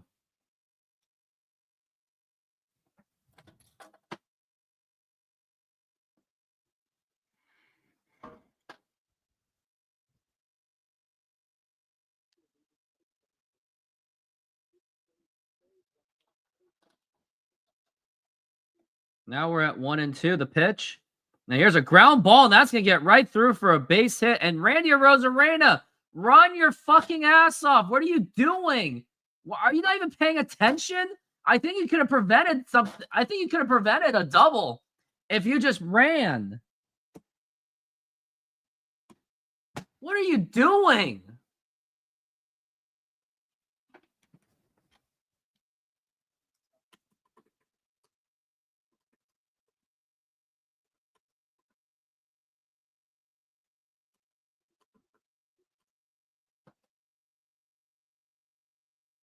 Rosarena is so lazy. Like, it's just so embarrassing to watch. And the pitch. That's going to... Nope, nothing happening.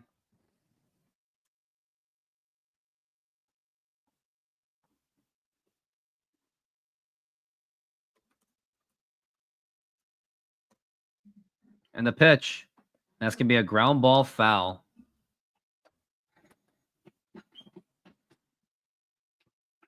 Also, New York Knicks are playing. Forgot about the Knicks for the playoffs. Winner of that game goes to the NBA Finals. Pacers are now leading it at the half. And now the pitch. Way outside for a ball. Ah, here are my favorite ones. RGM.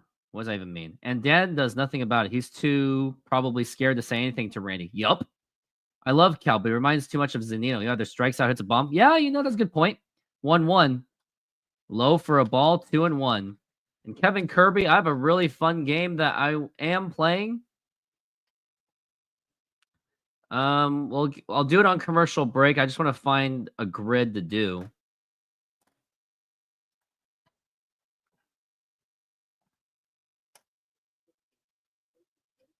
And now the pitch. That's going to be way inside for a ball. It's going to be 3-1.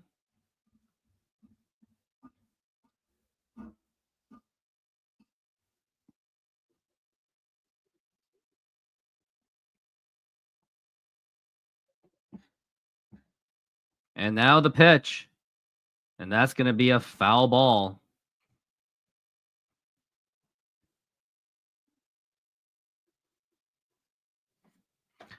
What do we got? I just don't know why Cal is looking at the ball right down the middle. By the way, Ben needs to be better and score on the single by JP. You know, I had kind of thought about that too. Maybe he should have hustled and take a chance. I don't know. Damned if he does, damned if he doesn't, if he was out. Now we're at 3-2 for Clemens. And time's been called. But yeah, Kevin Kirby, I'm playing that Immaculate Grid game. So, looking forward to that.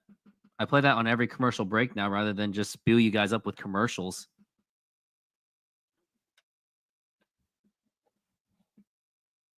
And 3-2. And strike three called, and that's going to be 2 outs. And he could not believe it. And now we have 2 outs. And it's good to see that Gabe Spire has gotten another inning. So you'd rather die trying, huh? Not a bad point.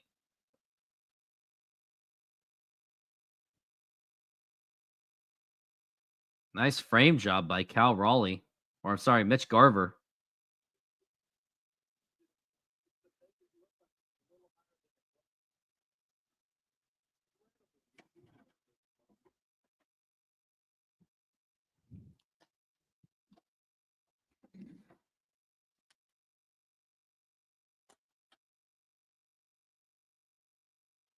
Wait, what? No! What are you doing, Dan Wilson? He's doing just fine. No! No. These pitchers have got to stand up for themselves and say, no, I got this. Sit down. Great. Now I'm just going to play this game while I'm depressed. All right, let's do this. Braves and Boston.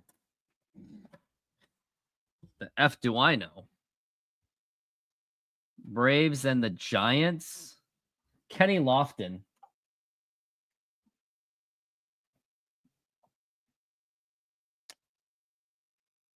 Houston and Atlanta. That's a tough one. Houston and New York. Also a tough one. This one, I will say... Who's on the Mets and the Giants? Oh. Shinjo. Yep, there's that. I'm going to do Jeff Kent. Should have done Rich Aurelia, too. I'm going to do Noma Garcia Parra. Mets and... Oh, Mo Vaughn.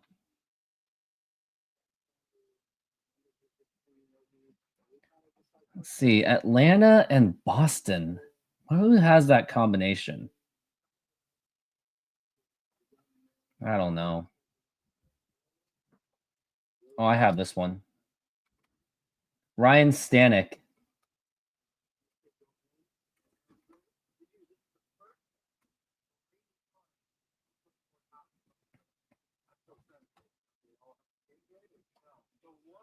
Jeff Bagwell because I'm lazy.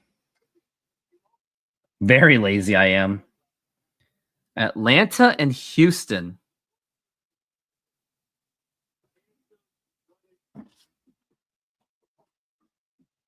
Who would be Atlanta and Houston? I'm trying to think of Atlanta and Houston. Oh, what? Eduardo Pizarro? Are you serious? What, are you serious? Well, yeah, because we're probably depleted in our bullpen, but what about Jackson Kowar? Where is he? Isn't he on the active roster, the 1-0? Eduardo Pizarro.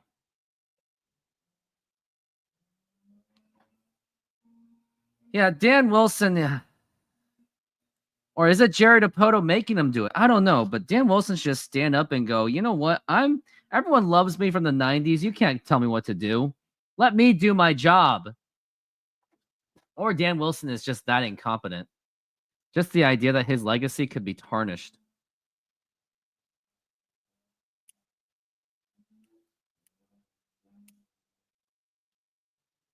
And now the pitch. Low for a ball, 3-2. Great. Or I'm sorry, 3-1. Isn't that great? Nah, bro, don't play Jerry for Dan making boneheaded moves. Yeah, true, the pitch. Now I know why Sosha fought with Jerry. Makes sense. And ball 4, take your base, by the way.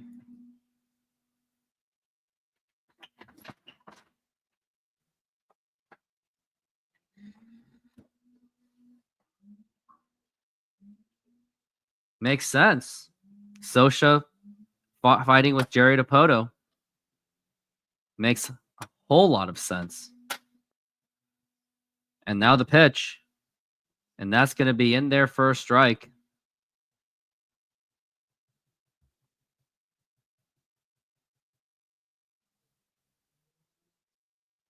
Now we're at 0-1. And now the pitch. And that's going to be up high for a ball. For Houston, I'm going to try Ken Caminiti. Oh, I got it right with the Braves. Ken Caminiti. As we're at 1-1 for Bizardo. Going to Vasquez. And now the pitch. And that's going to be a foul ball, strike 2. And you got to get this strike 3. And now Boston and Atlanta. That's a tough one. But we're at 1-2.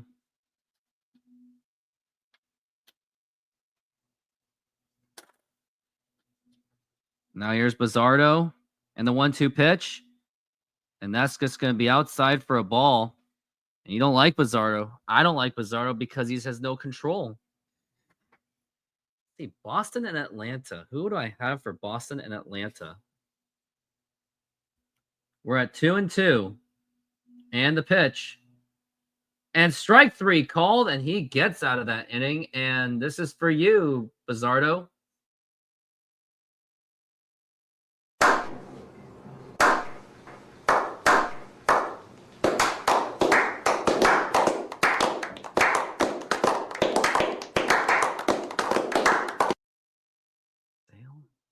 I'm thinking of like Chris Sale.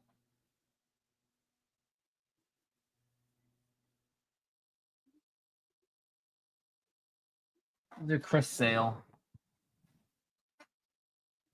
Oh, I got it right. It was Chris Sale. That was one of my better games. All right, let's do this one. Kansas City and San Francisco.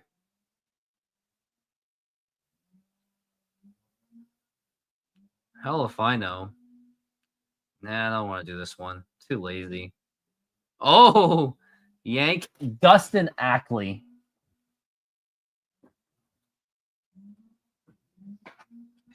Yankees and the Pirates.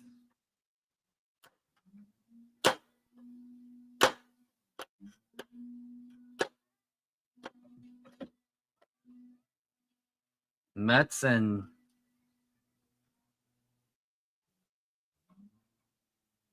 Ryan Stanek.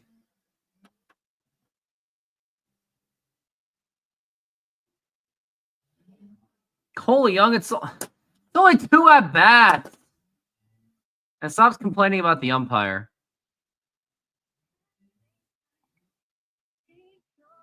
Tom Seaver.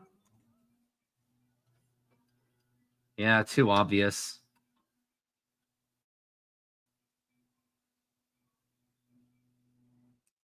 Whitey Ford. He never had 2,000 strikeouts.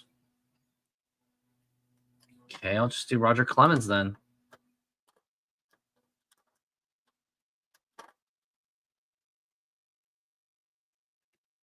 Ricky Henderson.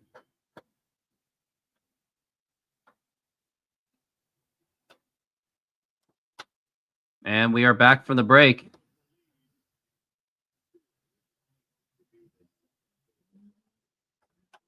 They have Brock Stewart in. Looks like they have one of their better bullpen pitchers. And now here's Rowdy Tellez up to the plate. And now here's the pitch. And that's going to be in there for a strike.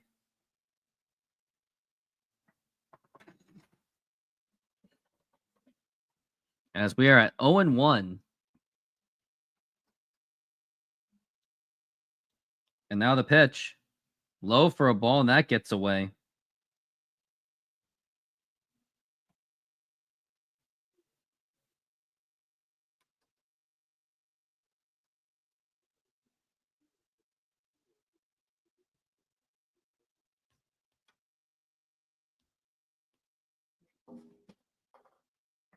And the pitch.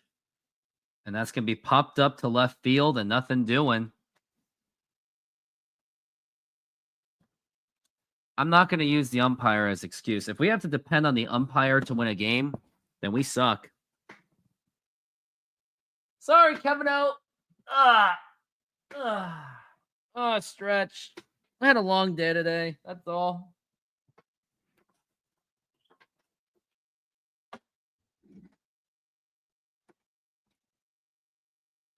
Now here's Mitch Garver up to the plate. And now here's the pitch. Inside for a ball. And that's going to be 1-0.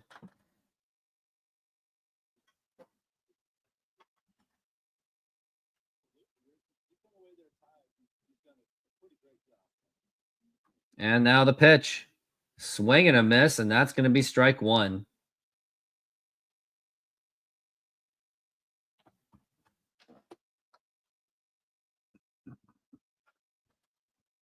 Now we're at 1-1. And now the pitch. That's going to be 2-1.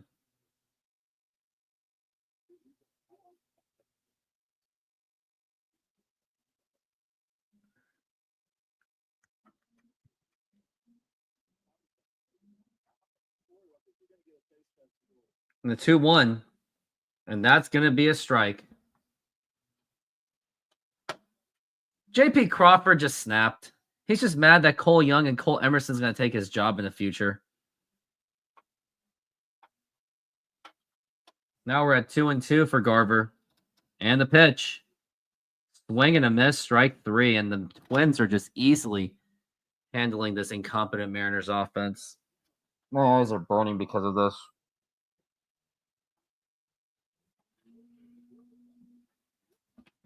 Yeah, water at least. Because I really need one.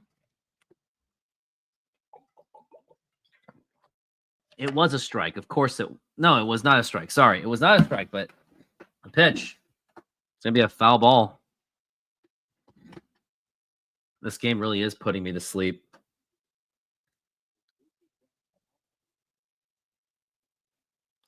We're at 0-1 for Taveras.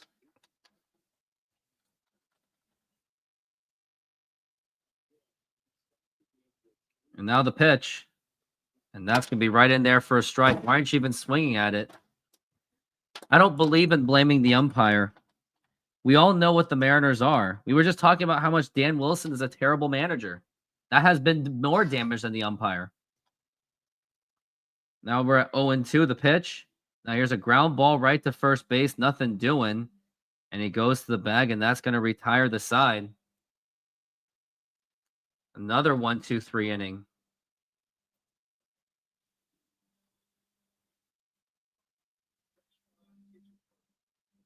I don't think he's a good manager. All right, Pirates and Yankees.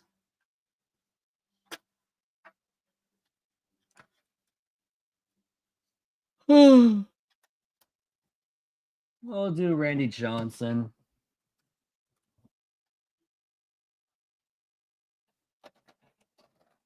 Pirates and Astros.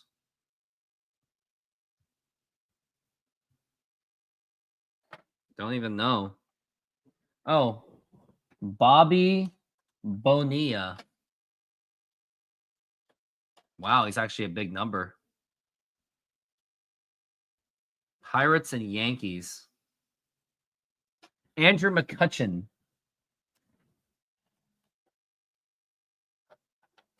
Yeah, I stunk on that one. McCutchen. Is McCutchen still playing?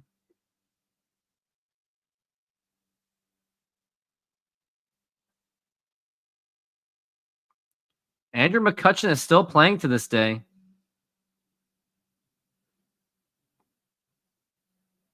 Still having a long career.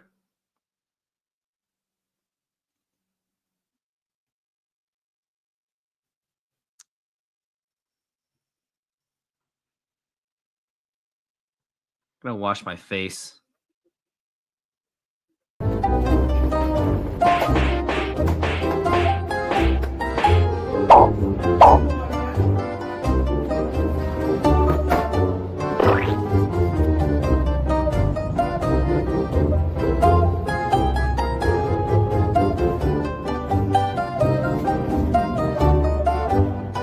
Hello, baseball fans. I'm excited to announce that we are still offering 50% off pizza and 25% off bowling Monday and Tuesdays. Head on over to Snoqualmie Sahara Pizza. This deal will go through May. Tired today.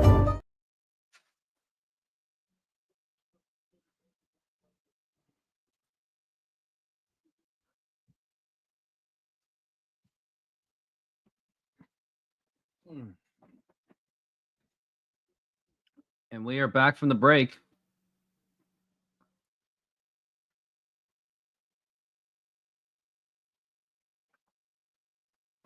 And Bizzardo is still in. Now the pitch. And that's going to be up high for a ball. 1-1. Still curious how Bizzardo is still on this team. Now we're at 1-1. And the pitch. And that's going to be a strike.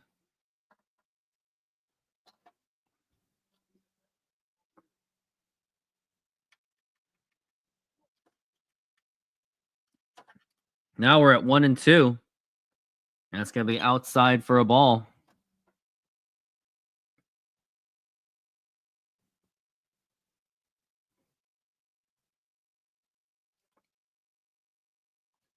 Now we're at 2-2. The pitch. And that's going to be a fly ball popped up to right field. And Taveras is there and he makes the catch. And that's going to be 1 down.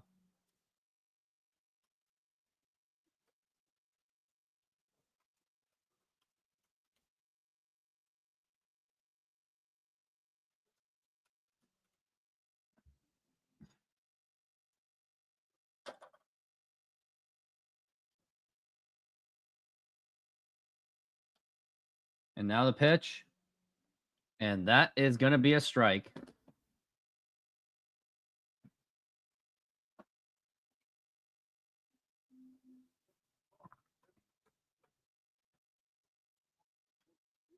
And the pitch.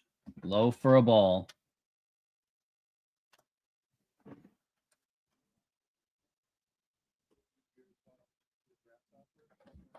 Now we're at 1-1. And the pitch. That is going to be in there for a strike.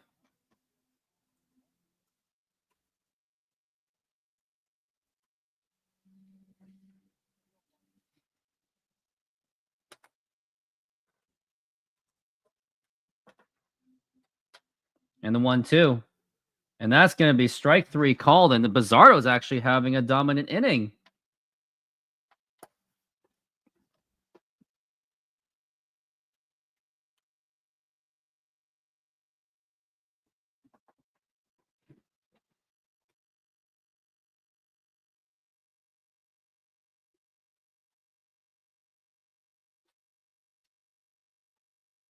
Now here's the pitch. And that's going to be in there for a strike. So far, two strikeouts so far. And this is Brooks Lee, by the way. Now the 0-1.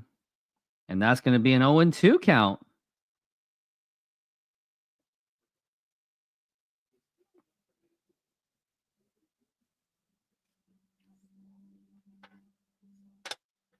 Now we're at 0-2. We have an argument going on? Oh, looks like we got some people thrown out. What is going on? It's like Rocco Baldelli and Carlos Correa might be thrown out, and this could be advantage Mariners. Wait, what is going on? Carlos Correa was ejected along with Rocco Baldelli.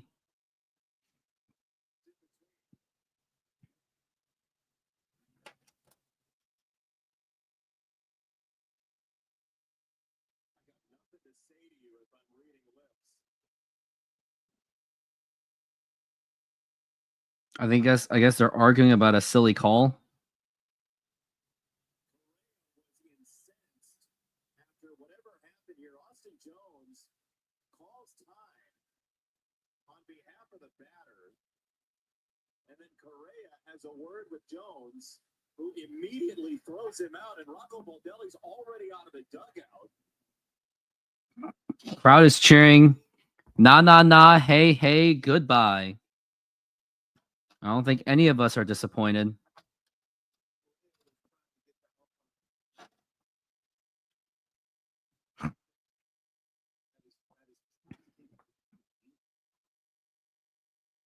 Now we're at 0-2.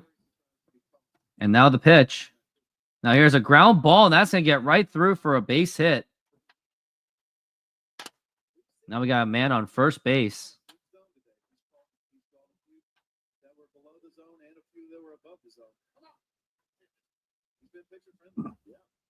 sides, though, I would say. We could have had the best manager in the history of MLB and still suck. We could have had Otani and still suck. That's good.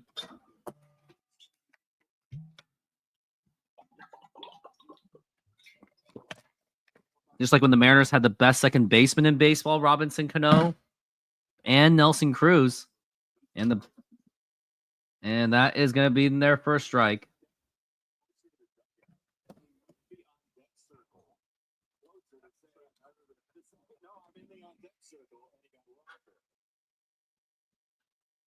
Now we're at 0-1.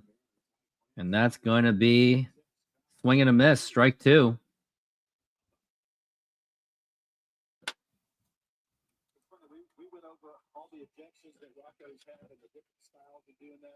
Now we're at 0-2. 3 weeks ago against San Francisco when he tossed his hat in an argument with Adrian Johnson. It's a relatively new play umpire, Austin Jones, who ejected him here after ejecting Correa. Is such a big player. I think Correa was just protecting his teammate. And the pitch. Low for a ball. That's going to be 2-2. And now Bizzardo's struggling a little bit.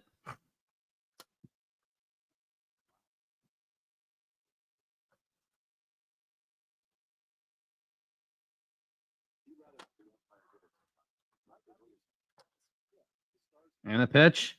Swing and a miss. Strike 3. And that's going to retire the side. We go to the bottom of the 7th inning. It is stretch time. And that was Ty France striking out. And now it's time to sing the 7th inning stretch. Take me out to the ball game. Take me out to the crowd. Buy me some peanuts and Cracker Jacks.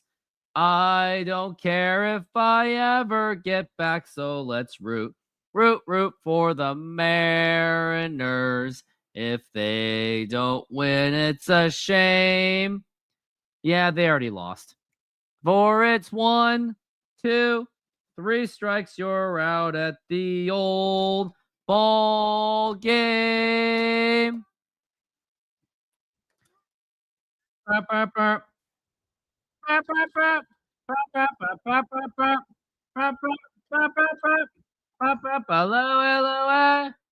Oh no, say we gotta go. Yeah. Hello. Oh, we gotta go. A fine little girl, she waiting for me. Catch a ship across the sea. Yeah. All right. Now that I got that out of the way.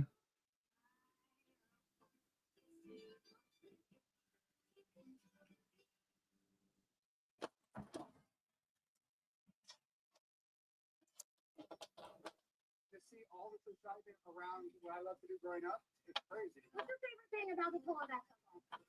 The fusion of sports, entertainment, and art.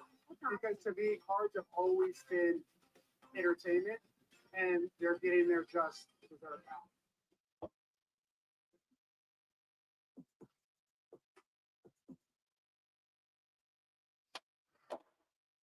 And we are back from the break. Yeah, Bizzardo did good.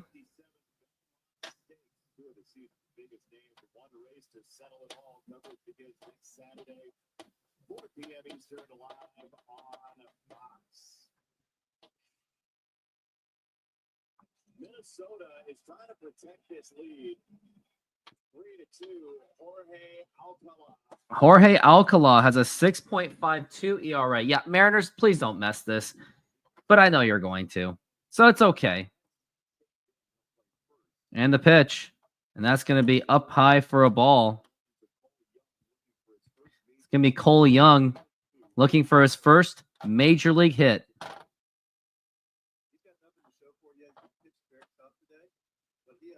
And now the pitch. Low for a ball, 2-0. Looks really good from the pitcher's perspective that breaks down swings, you know, you can see there's a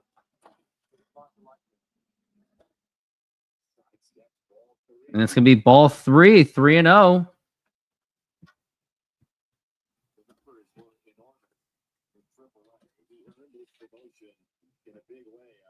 Now we're at 3-0, and now the pitch. And that's going to be right in there for a strike.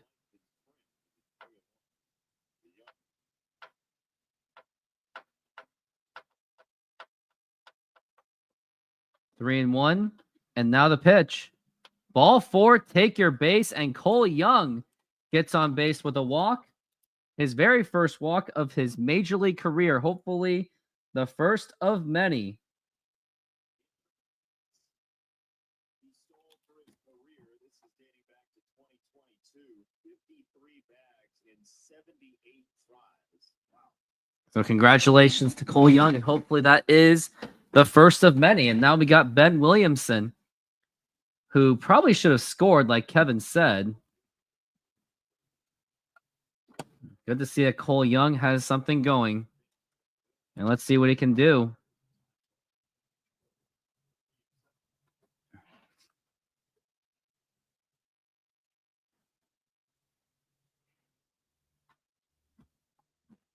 Now we're at 2 and we're here. 2 for 2 is Ben Williamson.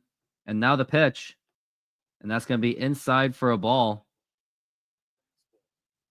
Here are all the changes. As we mentioned, Brooks Lee moves into shortstop.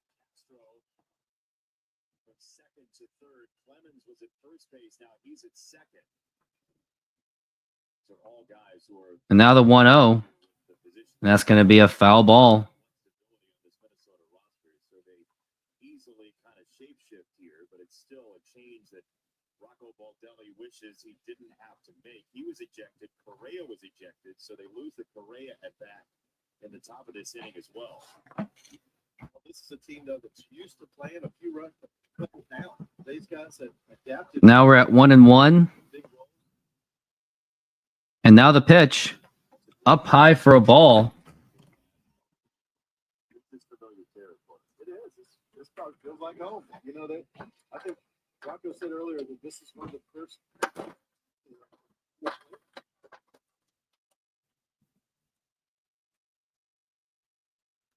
Two balls and a strike. And the pitch. Up high for a ball. 3 and 1 for Ben Williamson. And it's the bottom guys that are trying to get the walks.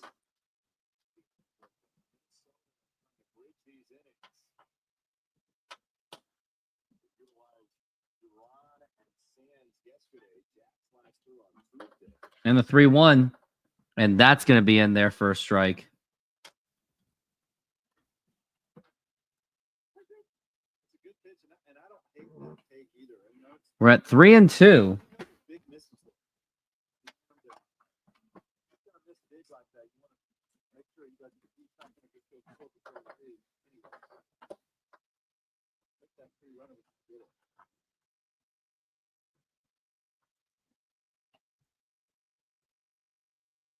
3 and 2. 3 and 2 for Ben Williamson. The pitch. Why? Why? It was foul. It was gonna be a ball. Could have had 2 men on, man. What are you doing?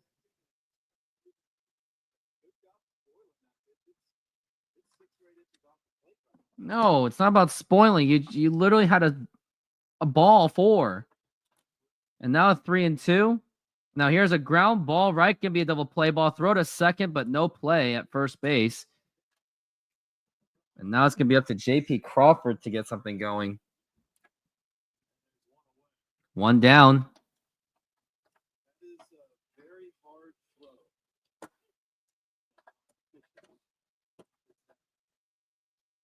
Spinning kind of throw to second base. Second feet. She did a pretty good job of. I think he had a little bit more time there than he thought. He probably could have taken one step into that throw and delivered a chest high throw. It would have been perfect, but he did get Now here's JP Crawford. And the pitch. It's going to be up high for a ball. First career ejection for Carlos Correa. Wow. Ever. Carlos Correa's first major league ejection in his career. And the pitch. And that's going to be a strike. What we don't know is when he said, I think you read it right. When he said, I didn't say anything to you, he may have been talking to his own hitter as well. He might have been telling him, hey, just, I know it wasn't strike, but stay within yourself, that kind of stuff. We don't know. And now the 1-1. And that's going to be throwback to first, and that's going to be not in time. That's Ben Williamson. What he said. Yeah, that's from this angle. Yeah. You know, it didn't look like he did enough to talk. It is, you're right. It's tough to tell unless you're the person who. Now we're at 1-1. And now the pitch. It's going to be a foul ball.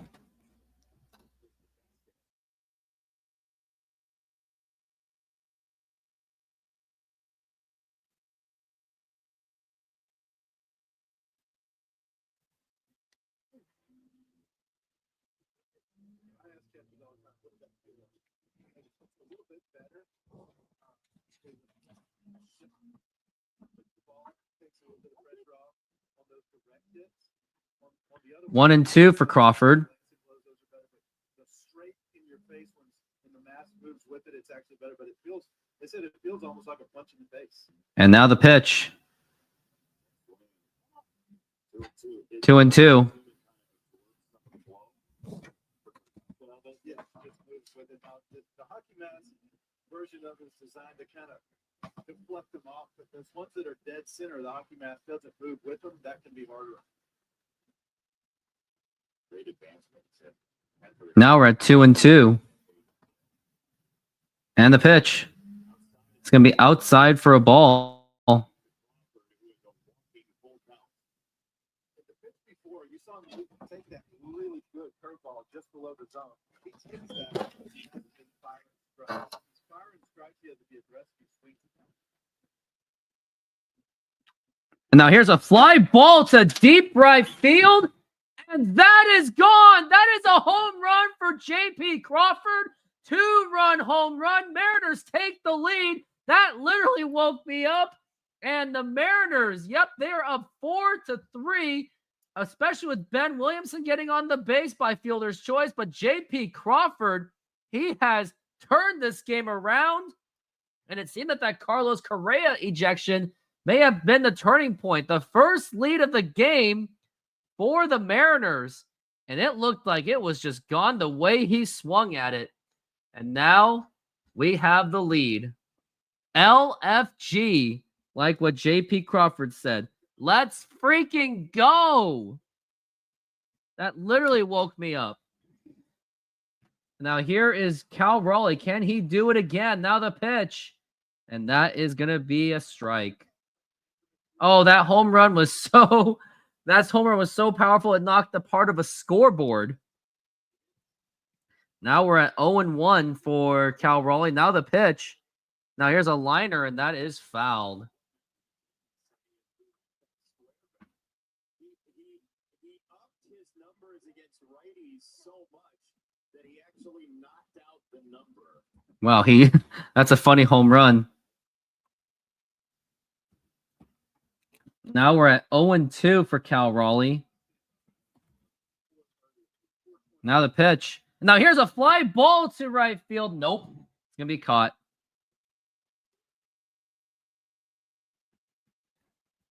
Now we're at out number 2. 2.5 weeks ago against the Yankees here, and when the Mariners have gone well, it has been a different hero over the past couple of years where they made their run back to the postseason a few years ago. It seemed like 7th, 8th, 9th inning in his ball. Now the pitch. Oh, nearly inside. That nearly got him.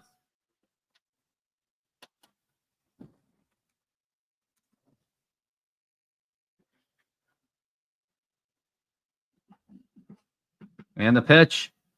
Inside, and that nearly got him.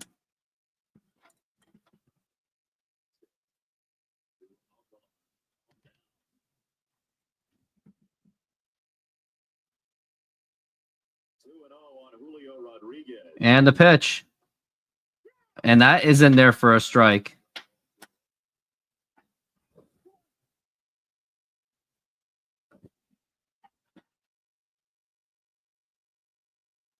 And the pitch. Swing and a miss, strike 2. 2-2 on Julio Rodriguez. JP Crawford is fifth. We're at 2-2. Oh, time has been called. 2 2-run homers. They're 21st in the league in batting average. They're middle of the pack in slugging, 12th in on base percentage, but 6th in baseball in home runs. And that can be such an Now we're at 2-2. And now the pitch. Outside for a ball, 3-2. It's far outweighs any other kind of hit that there is. It's worth chasing. when you out homer your opponent in this era, you win something. We're at full count for Julio. And now the pitch. Now here's a liner, and that is going to be a diving stop. Throw to first. Not going to happen. And Julio gets his second hit of the day. And what a nice sharp hit to put the fielder in a difficult position to throw him out, which he wasn't even able to at all. And it was a fantastic swing by Julio. Cool dive. From our view, that was a really cool dive. A great play to keep it on the infield. The result ends up being the same, but the Mariners on 27 pitches from Jorge Alcala have taken a 4-3 lead, a 2-run homer from JP Crawford. And the question now that rings here is, who does Seattle use to get the final 6 outs of this game? Because Munoz has gone back-to-back days. Matt Brash has gone back-to-back days. Vargas has gone back-to-back days. Crawford, it's a great position to be in. He's given them a lot to think about in terms of their bullpen usage the last 2 innings. I got a feeling it'll be Munoz. He'll jump the ball. I bet. Now it's going to be up to Randy Arozarena. And the Mariners have got to do more than just a 4-3 lead, because it's not going to get it done, especially when you don't even have Munoz available. And now the pitch. And now here's Julio. Now the throw to second base. He's out of there right there. That was just too easy of a call. And now we're going to go into the top of the 8th inning. But the good news is the Mariners did get their lead out of a home run by J.P. Crawford. And it was just absolutely destroyed. All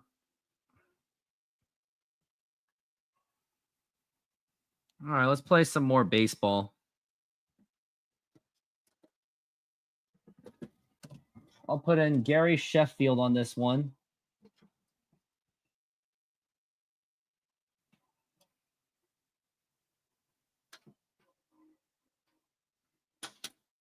Nationals and the Braves. Marquise Grissom.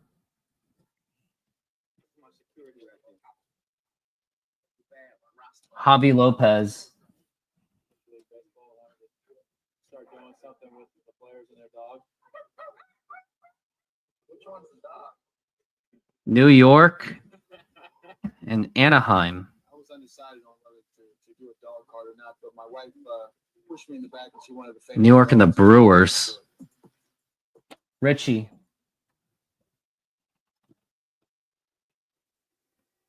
Nationals and Angels. Anthony Rendon, but that's just too obvious, and I've already done that before. Vlad Guerrero would be too obvious as well. Bartolo Colon. Yeah, Bartolo Colon.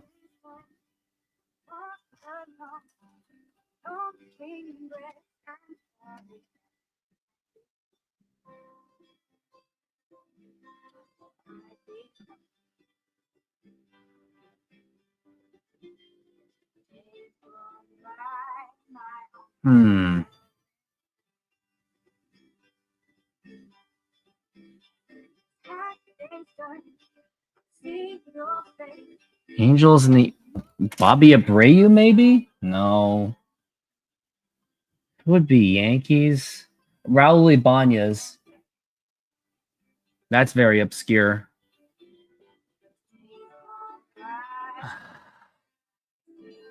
Troy Gloss. Silver Slugger. Oh, we are back from the break. 2.7 for the entire season, plus live audio for all 30 teams, no blackouts, including access to minor leagues, MLB beginning, and available pre and post games within MLB.com/@bat. And the pitch. Oh, and that hit him. And this is Jackson Kowar. Looks like I think he's making his major league debut. And on the very first pitch, he just plunks him. Oh, his major league debut was on Wednesday. Got a strikeout. So now this is his second appearance, and he is off of the Jared Kelnick trade, where they traded Jared Kelnick, Evan White, and Marco Gonzalez, and they got in return Jackson Kowar and Cole Phillips, another prospect. Now here's Castro. Now the pitch. And that's going to be outside for a ball. 97-mile-an-hour fastball for Jackson Kowar.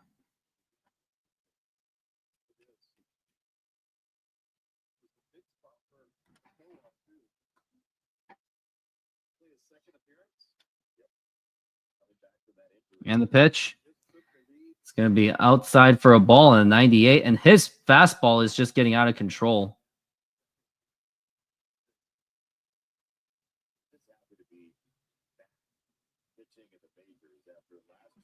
Castro is 2 for 3. And now the pitch. And finally, that is a strike. His very first strike of his outing.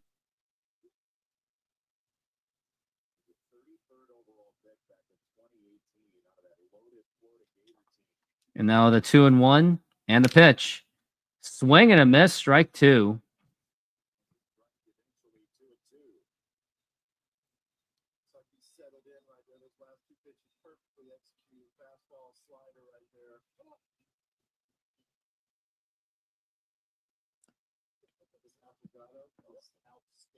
Maybe I am a coffee guy.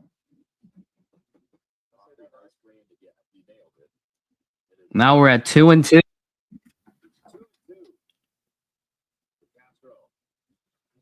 And the pitch. And now here's a fly ball. That could be a blooper, and that could drop in for a base hit. And now you got runners on first and second, and already this inning is already very dangerous. And the Mariners bullpen continues to struggle.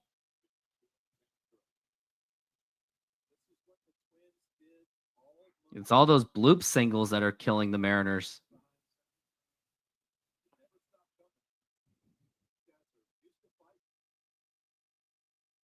Now a double play or a triple play really would be nice. And now Garver immediately talking to Jackson Kowar.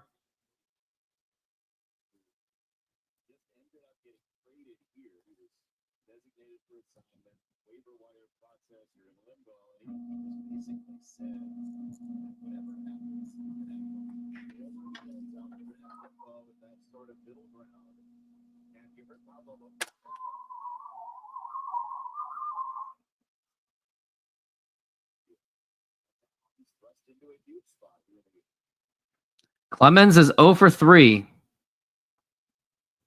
And now the pitch. And although Kowar shows a fastball, he has absolutely zero control. And the worst part of it, the Mariners bullpen is just literally that depleted.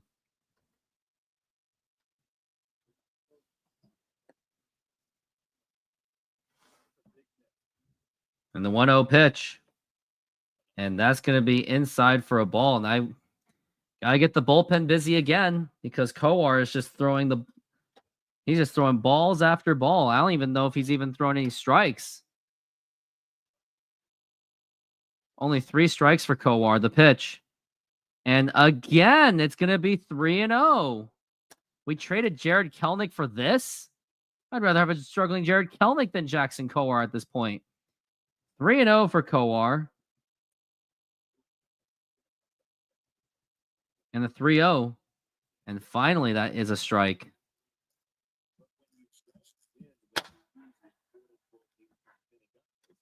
You then are left with a lead maybe the next day, and you don't have your, again, quote-unquote, best arms available. 3-1. Swing and a miss. Strike 2 for Kowar. From Kowar. Insane we held this piece of crap for him to do this. We held on this piece of, yeah.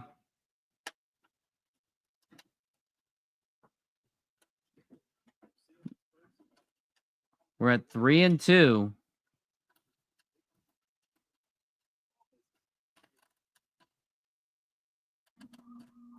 Another 3-2 pitch.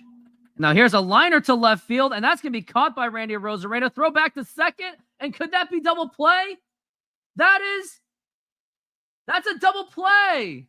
Randy Arozarena with a heads-up catch, and he threw immediately to second base, getting the double play.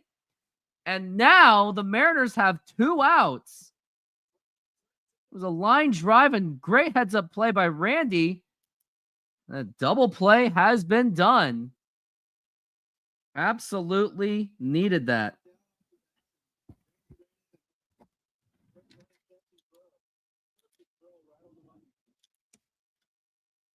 Kowar feeling relieved.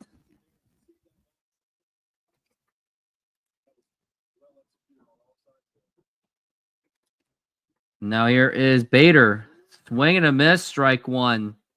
A huge fastball by Jackson Kowar.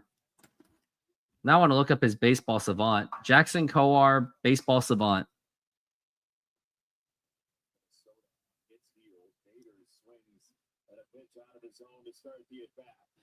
He's got a fastball, slider, changeup. And 0-2.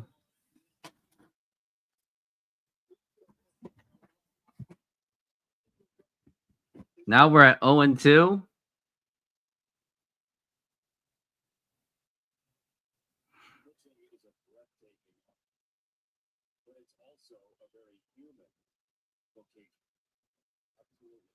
Now we're at 0-2. And the pitch. Up high for a ball. That is going to be 1-2.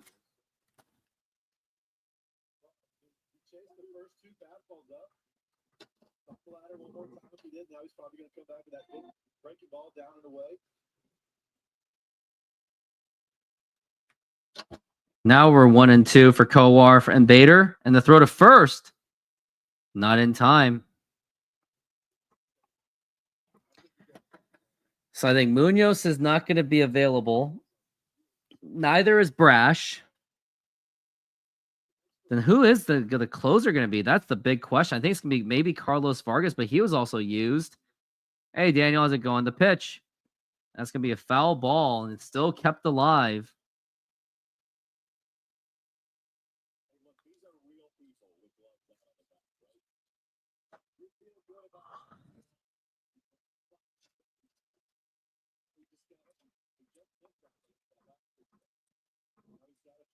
Now we're 1-2. The pitch. Low for a ball, and Jackson Kowar just doesn't want to end this inning, doesn't he?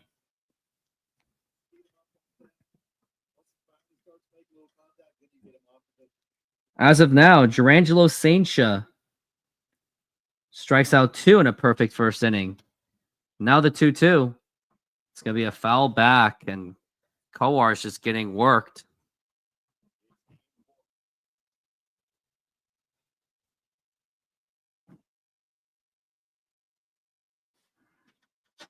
Now we're at 2-2.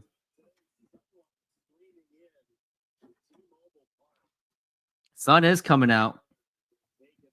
We're at 2-2. And now the pitch. And that's going to be popped up, and that should get it done. And here's Rowdy Tellez. He's there. And he makes the catch, and that will retire the side. And now time to play the game. Whatever this is. The Immaculate Grid. Boston or the Expos Cliff Floyd. That was a good one. Who batted 300? Did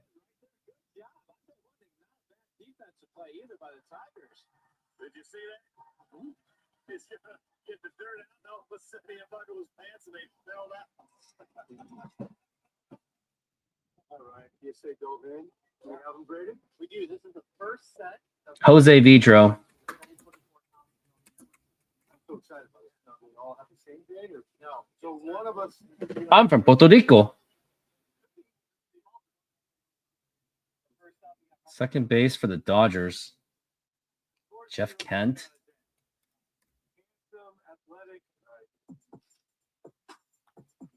When in doubt, Brett Boone.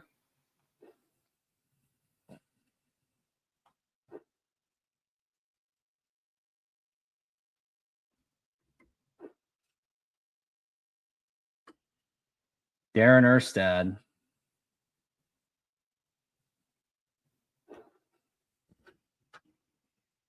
Who batted 300 when he was in Boston? Noma. Wonder if Trot Nixon could have been a good guess.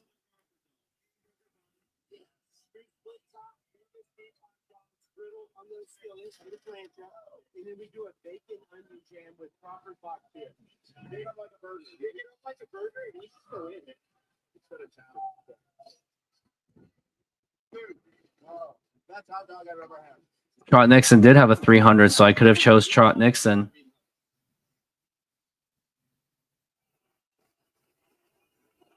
Oh, we got LA and Boston. Adrian Beltre. Oh, I got this one. Tim Belcher. Bryce Miller's return got him 300 runs in 4 innings. Carlos Correa was ejected on deck, and then KP Crawford a 2-run home run. And by the way, while we were having a 10-minute delay due to fire alarm going off. And the pitch. And we are back from the break, and that is going to be ball 1 for Randy Arozarena. And Mariners are going to need absolute insurance, more than just having a 3-run lead, because that didn't work yesterday. And here's Justin Topa, the former Mariner. And that's going to be 2-0. A Topa branded belt, huh? He has a laser pointer belt. Justin Topa was one of the top relief pitchers. Now here's a ground ball right to second base. Nothing getting done. And he gets him out. It's going to be 1 out, and it's going to be Rowdy Tellez up to the plate. Justin Topa's best season was in 2023 with the Mariners. He was mostly injured in 2024, but 25, he's been pitching very well. Mariners traded Justin Topa to get Jorge Polanco. Now here's Rowdy Tellez, and that's going to be in there for a strike.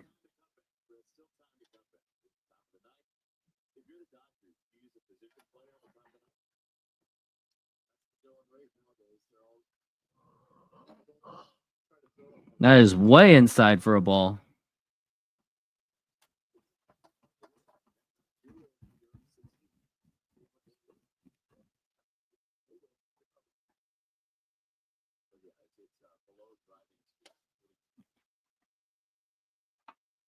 Now we're at 1-1.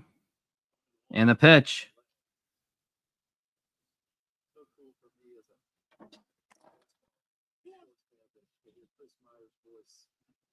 Say my name in the same. I've just heard that voice for so many decades, so many years. That's crazy to be a part of. And the pitch. Now here's a blooper popped up, and he's got it. 2 outs already.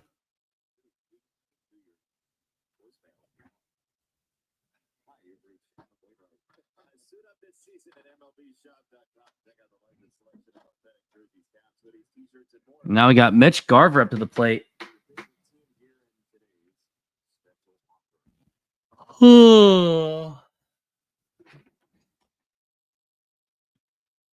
Here is Mitch. And now the pitch. And that's going to be low for a ball. Who's closing the game? I don't even know. Because Vargas already pitched yesterday. Oh, I think it's going to be Colin Snyder. Oh, no. If it's going to be Colin Snyder, we're screwed. The pitch.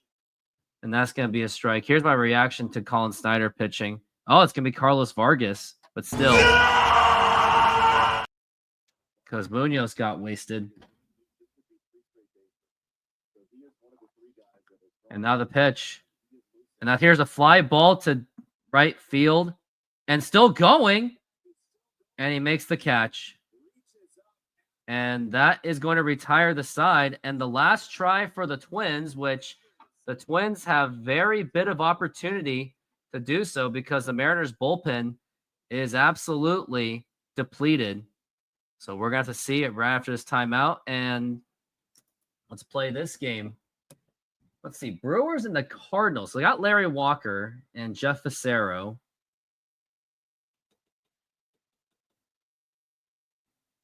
Mets and Brewers. Wouldn't know. Brewers and San Diego. I don't even know this combo at all. I don't like this one.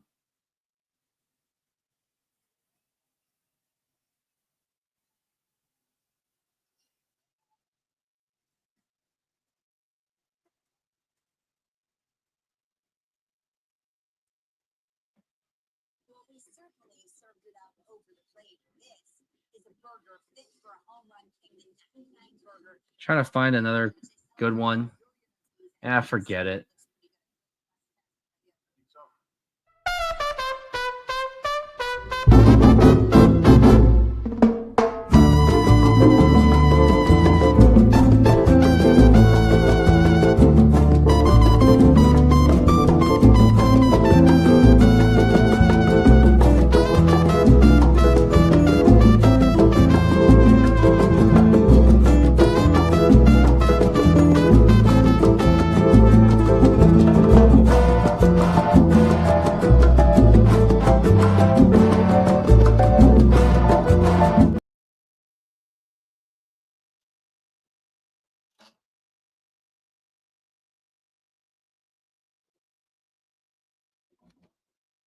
Still on commercial break at the moment.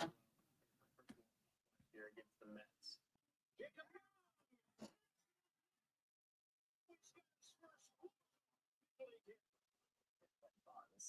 I was like, I think we can get these enough, but he went ahead and bought a stack for himself, like for his discard. There you go.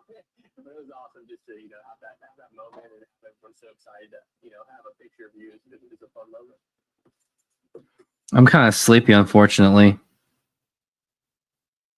Carlos Vargas in his major league career has thrown now 30 times. And now Carlos Vargas is now in the game. Now this is his third straight day.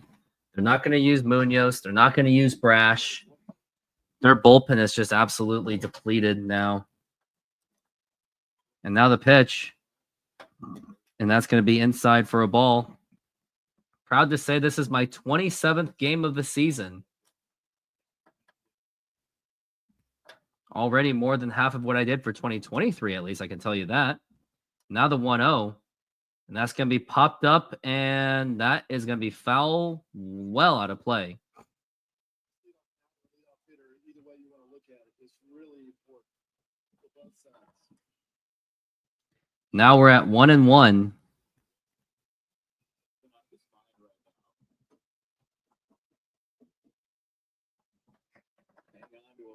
So up to May 31st, I was at 27. And now here's popped up, and that should be playable. That's Cole Young, and he makes the catch, and that's going to be 1 out.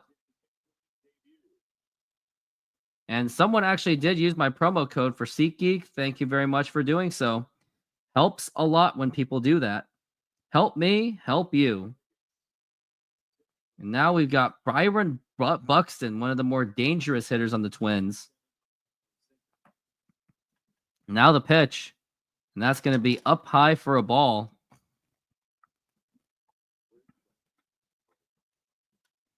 Buxton is a very dangerous hitter. Now we're at 1-0. And now the pitch. Swing and a miss. And that is going to be strike one. A big fastball by Vargas.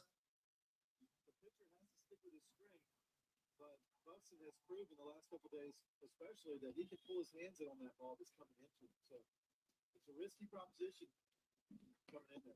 That's going to be low for a ball. Maybe not with that sinker, though. I mean, it looked like it froze in midair. It did. I think it did.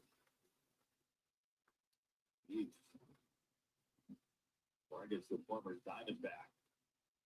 On 2-1. About on par from last season. The pitch.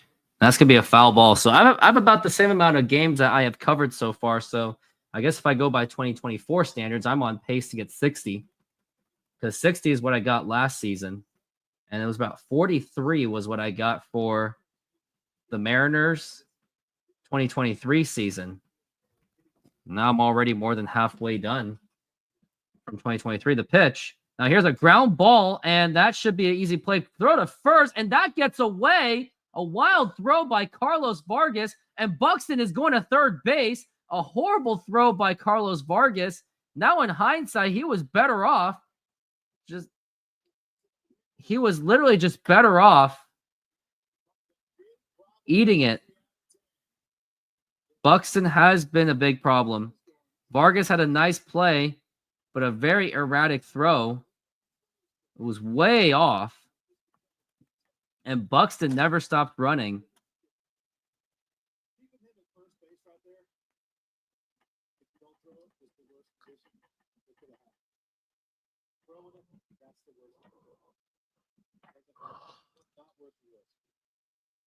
Yeah, some will say that was not worth the risk. That's an error. So I would walk. Why aren't you walking? Intentionally walk him. Well, I guess because he's 0 for 4, but even then, if he hits anything of a sac fly, then you're screwed. And now the pitch. That's going to be up high for a ball. Mariners were at a 93% probability. Now it's down to 67. Now we're at 1-0 for Larnach, who hit the home run yesterday. And he does have power in his bat. So you better find a way to get him out the pitch. Now here's a ground ball. That's going to get right through for a base hit. And now this ball game is tied off a single by the Twins. And thanks to Carlos Vargas's atrocious throw to first base, I don't get to take my nap. And you know what? This ball game really is over. I'm calling it. Mariners are not winning this. They're losing. They're absolutely not winning. They just lost the game. It's over. I mean it. No one should be surprised by this.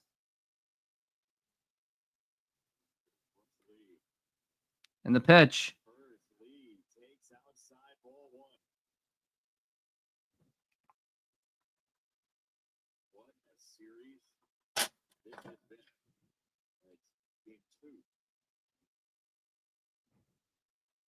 Now we're at 1-0, the pitch. And that's going to be outside for a ball. Mariners really don't respect my time. They really want me to sacrifice sleep for them. I was going to take a nice, beautiful nap. And now look where we are. Probably going to go to extra innings. They're probably going to give up 7 runs again, the 2-0. And that's going to be a foul ball.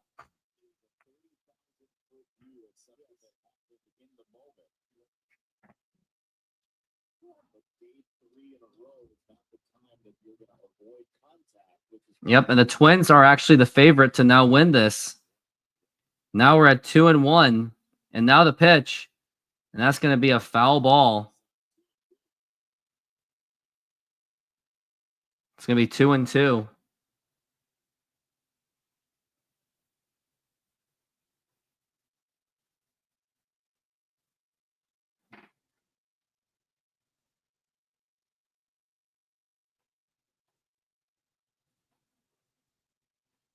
Now we're at 2-2. And the pitch. And a swing and a miss, strike 3.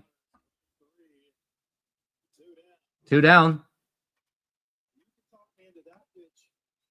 couple of pitches ago. That was nasty right there. That bottom dropped off of that. Disappeared.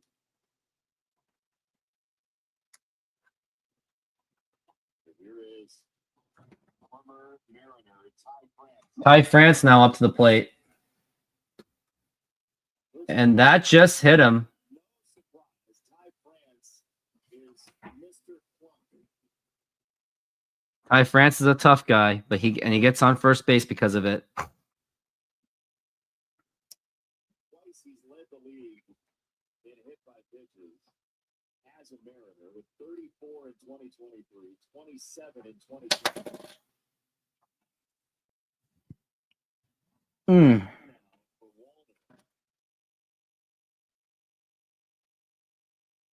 Christian, I think you know the answer to that question. Just look at the scoreboard.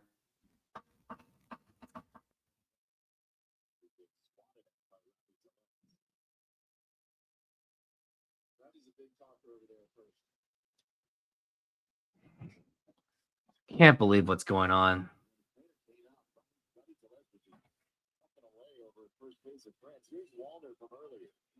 Yeah, Wallner's up to the plate.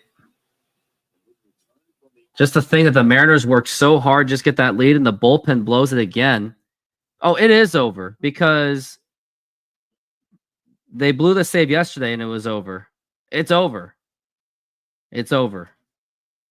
I'm really tempted to turn this off, but I shouldn't do that because I don't want to be looked at as a bandwagon fan, but I'm exhausted. The pitch. And that is a strike.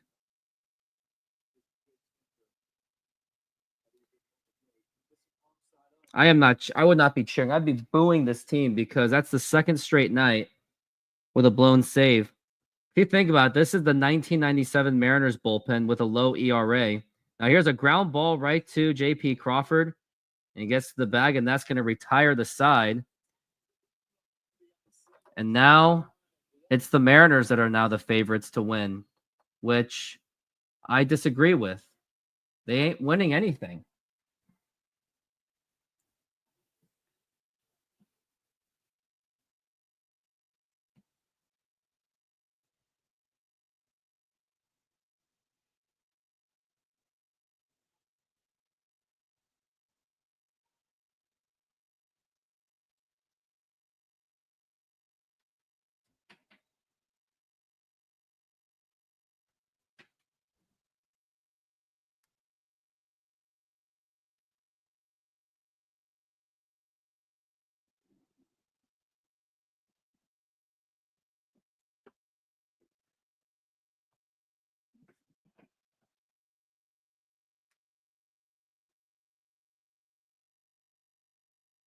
Anyways, I'm going to play some commercials.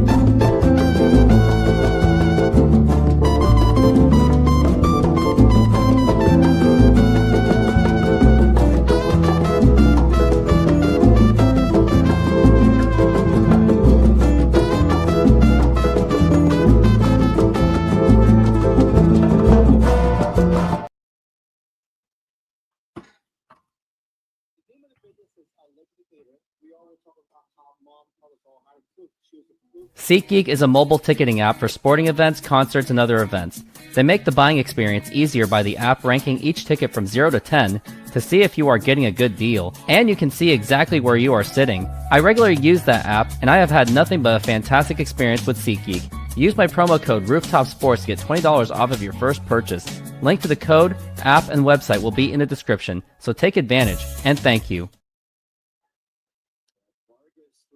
And we are back from the break. And Byron Buxton is once again the reason why the Twins are in this game. And along with yesterday, huge reason why the Twins even won. And now the batters.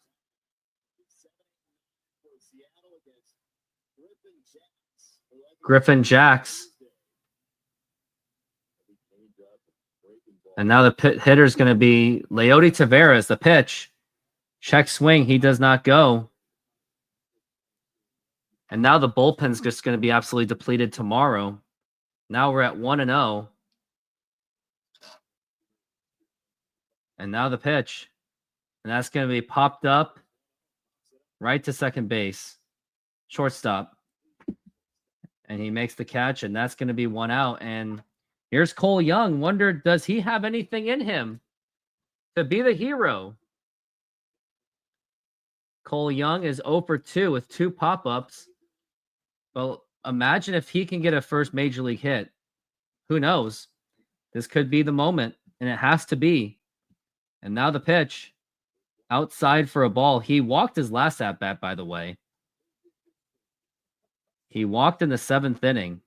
He's not known to be a home run hitter. He's known to be a high contact hitter with patience on the plate. Now the pitch, and that was right down the middle. That was your pitch. That was your pitch, kid. Now we're at 1-1. I did see a lot of Cole Young. Saw him in the Desto and saw him in Everett. He was a really fun player to watch. Because now we're at 1-1. And here's a chopper, and that is a foul ball. A little bit of rookie mistake there, chasing really bad pitches. Who will be left in both of these bullpens? The bullpen on both teams are absolutely depleted. Now we're at 1-2. And now the pitch. Now here's a liner to right field, and that is going to be a base hit. And congratulations to Cole Young as he smiles in relief as he gets his first major league hit here in the bottom of the 9th inning. And how special it would be if he could be the game-winning run. It was a nice, beautiful hit by Cole Young. And congratulations, someone saved him that ball. And the crowd is really rampant. And along with his family, they are very excited to see him get a big hit. Cole Young, young kid out of Pittsburgh. He is 21 years old. Huge smile on his face, and he gets the ball saved.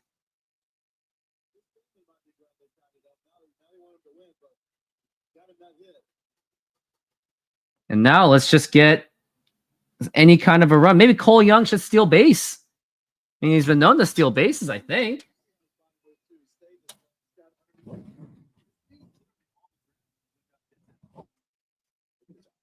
Look, it's Cole Young. Yep, he's been known to steal bases too, so I would like to see if he can steal a base. Now it's going to be Jorge Polanco, who's actually going to be pinch hitting in place of Ben Williamson. So that'll be interesting. Who's going to be the pitch? And that is a strike. Who's going to play third base? I think that means Dylan Moore is probably going to take over for third base. Cole Young's going to be at second base. So you're using Jorge Polanco. I would have kept in Ben Williamson because of the hot bat that he has. Now the 0-1 to Polanco. Check swing. He does not go. And that's going to be 1-1.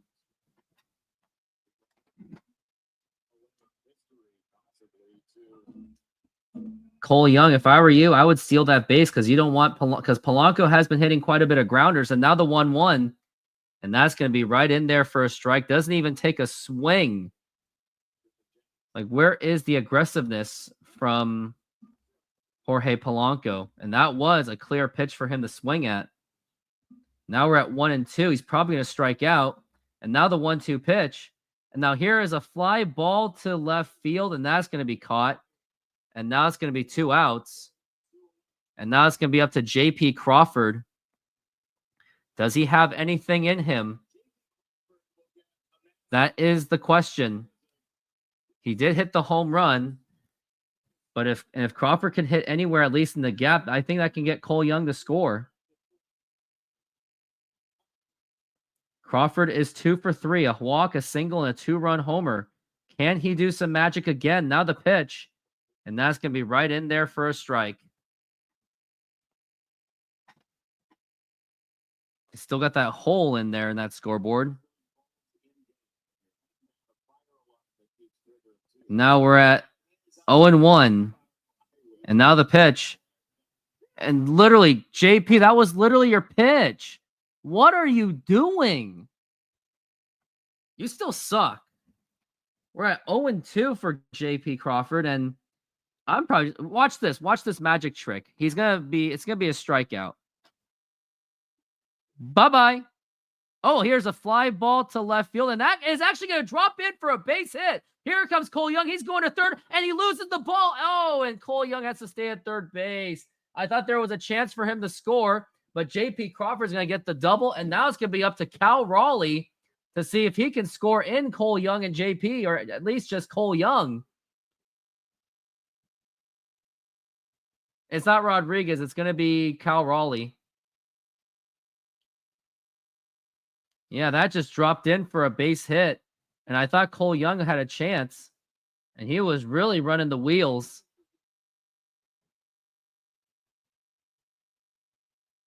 Now we're at 2 outs, but we got Cal Raleigh up to the plate. They're not going to pitch to him. They're going to do the intentional walk because why not? Just go to Julio Rodriguez, who's known to be this. And he's probably going to do it. I wonder what the probabilities they're saying are for the Mariners. They are at 66%. And the bases are loaded for Julio Rodriguez. And now the pitch. Swing and a miss, and that is going to be strike one. If Julio does not get this, he should be booed completely out of the building. Now we're at 0-1 for Julio. And the pitch. And that's going to be a ball. The magic number is now down to 3. Fans are cheering. They're getting loud. They want to see the Mariners just get out of here. Just win the dang ball game. And now 1-1. And a swing and a miss. What are you doing? That literally hit the dirt. What are you doing?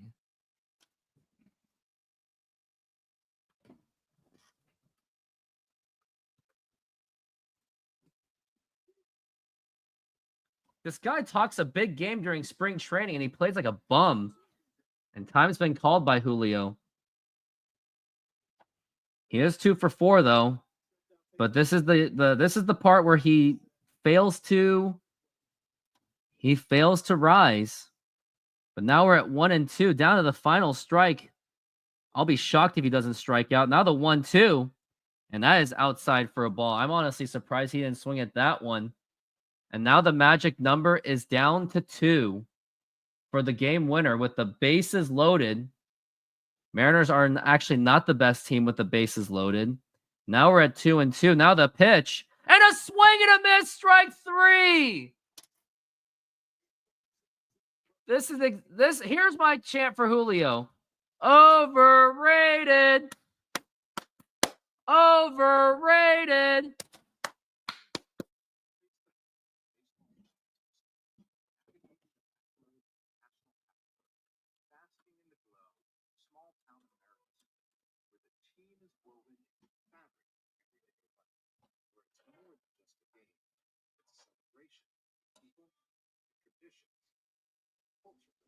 Give these places their soul. This is grassroots.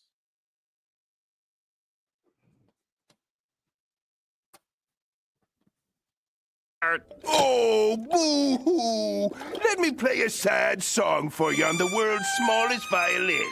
This is serious. I know. That's not what he wanted to cook.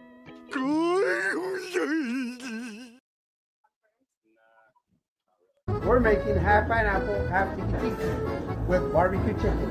You put the garlic.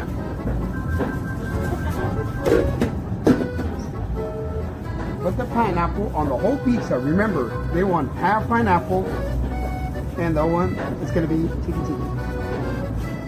Tiki with pineapple, garlic, feta cheese, artichoke hearts,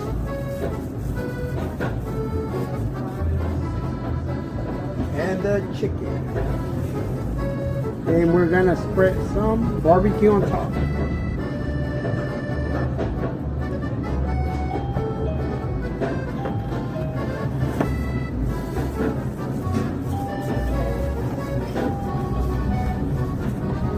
And it's ready. Put it on the oven. Let it run. Hello, baseball fans. I'm excited to announce that we are still offering 50% off pizza and 25% off bowling Monday and Tuesdays. Head on over to Snoqualmie Sahara Pizza. This deal will go through May.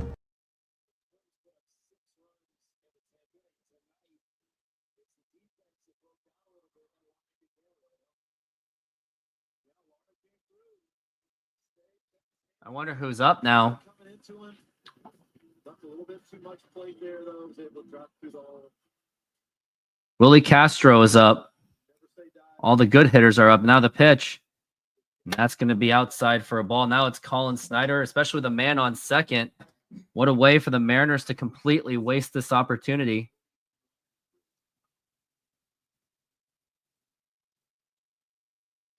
Now the pitch. Outside for a ball.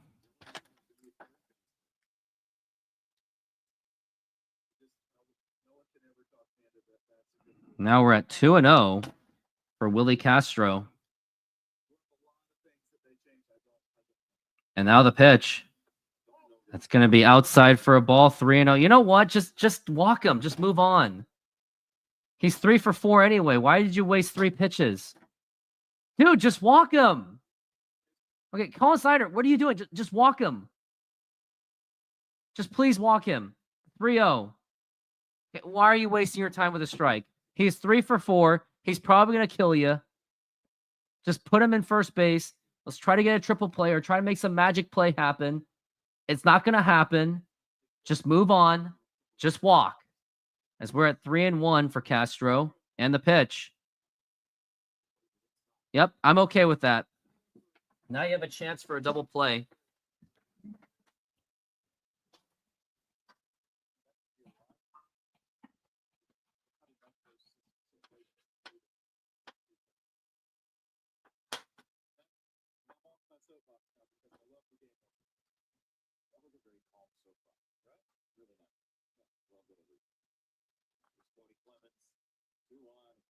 Here's Cody Clemens.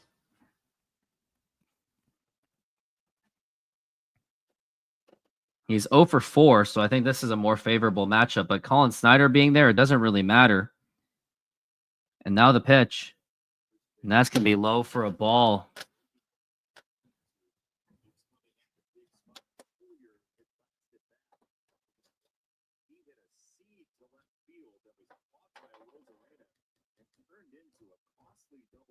And the 1-0. Swing and a miss, strike 2. Just to think that fastball is just completely gone. Randy Arozarena being shown. He did make a double play. Now we're at 1-1. And now the pitch. And that's going to be a foul ball, strike 2. And just look at his fastball. Colin Snyder. Wow.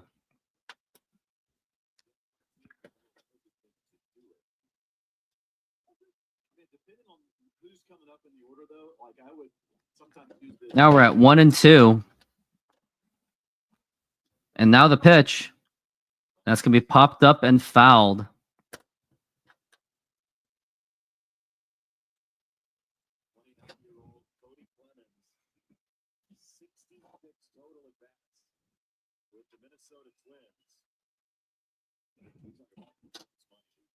And now we're at 1-2. And now the pitch. Now here's a ground ball. Ooh, foul.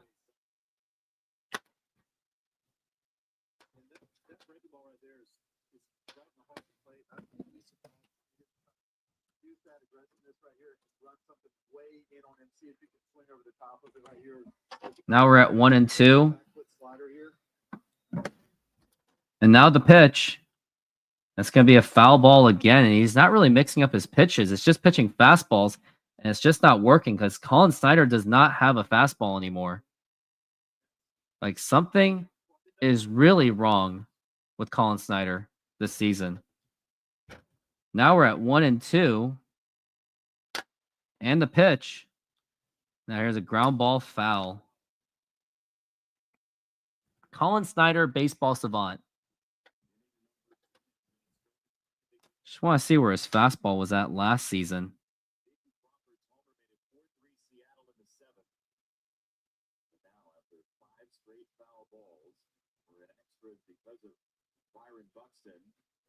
And now here's foul ball again. His fastball was up to a 94. It's gone down to a 92 this season, so he has clearly struggled.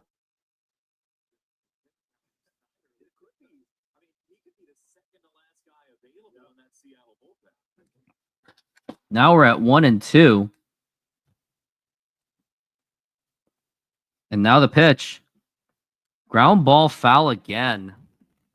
It only seems as it's just a matter of time that Minnesota scores again.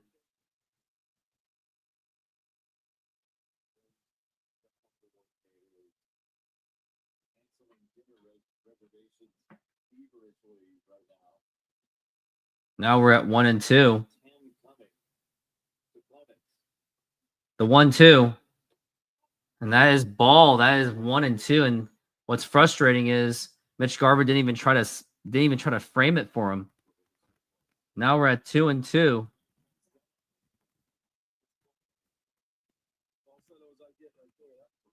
And now the pitch. And now here's a blooper to center field, and that's going to drop in for a base hit. And the runner is going to score the throw to the plate, and that is actually going to be, he is out of there. Julio Rodriguez nails him out, and to keep the Mariners alive, and that is exactly what I needed, or what we all needed. What a defensive play by Julio, and the Mariners are still very much alive. And I was like, Julio, what are you doing? Hurry up. And he really just threw a rocket right to Mitch Garver. Beautiful throw by Julio. It was right on the money. And then he was nailed. My mind that they were going to be able to get that. Now watch the jump at second. Kind of takes a funky little wrap around there, turn around, spin. And that was all it took right there. Just the little turn to make sure it was going to get down to get him out of home plate. You can challenge the block of the plate. The tag was pretty clearly there. The question is, where was the setup? It is an out. Yep, it's an out. It looked like he was in legal position, but you can challenge that. That is reviewable. He might as well take a shot at it, but you can see he catches that ball well in front of the plate. That's right. And gives him a sliding lane. Now, if he's camped out in front of the plate there, waiting on the throw, that's where that call comes into play. Yeah, and just for everybody's knowledge, it really is about the setup of the catcher. That's right. As the ball is on the way in. That's right. And they teach the catcher to be out there in front of home plate, and then Now we got one out finally. Now here's Bader, and now the pitch. Way outside for a ball. The 11th pitch at bat ends in that sort of bang effort at the dish. Julio really needed to redeem himself on that. And now the 1-0. And that's going to be a foul ball. the two biggest outs of the game so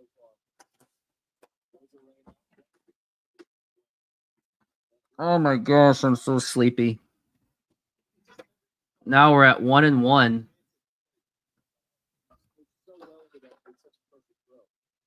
And now the pitch.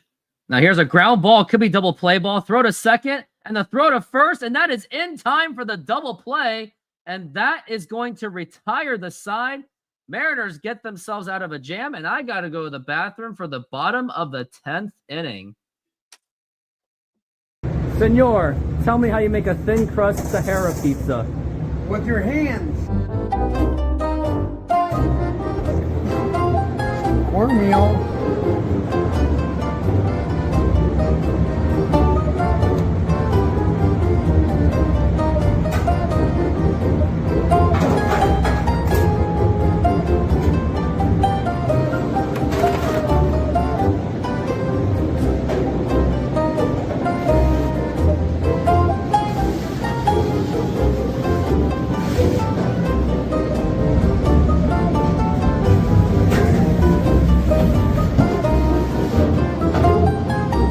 Hello, baseball fans. I'm excited to announce that we are still offering 50% off pizza and 25% off bowling Monday and Tuesdays.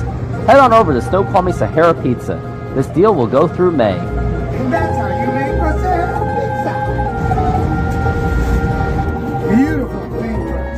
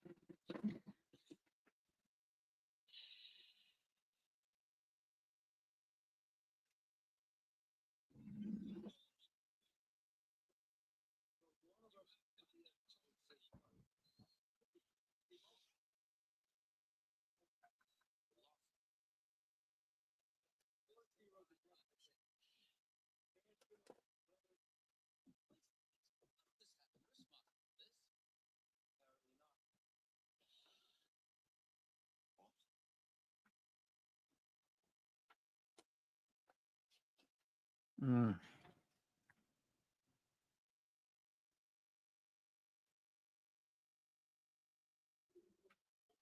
Julio Rodriguez starts the inning at second base. Seattle's in a tie only because of his arm. He threw that out 97 miles an hour. The good news is Julio is actually at second base, so we do have legs on him. And now it's going to be up to Randy Arozarena. Now we got Johan Duran. You're going to have to get through him. He has 9 saves out of 10 save opportunities. He is not going to be easy. Randy Arozarena. And now here's the pitch. Up high for a ball. Randy Arozarena is 0 for 4, 176 with runners in scoring position. He is absolutely atrocious in clutch situations. And now it is the 1-0 pitch. And that's going to be outside for a ball. That was a 97-mile-an-hour splitter. That's when you know when a guy, Duran, is a real nasty pitcher. 2-0, though.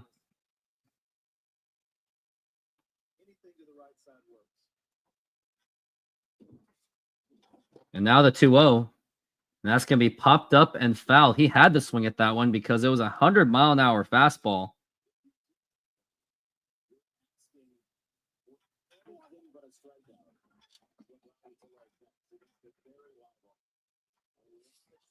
Now we're at 2-1. And now the pitch. Oh, no, it's going to be... Isn't that a balk? I swear, umpires never call balk. Should have been a balk.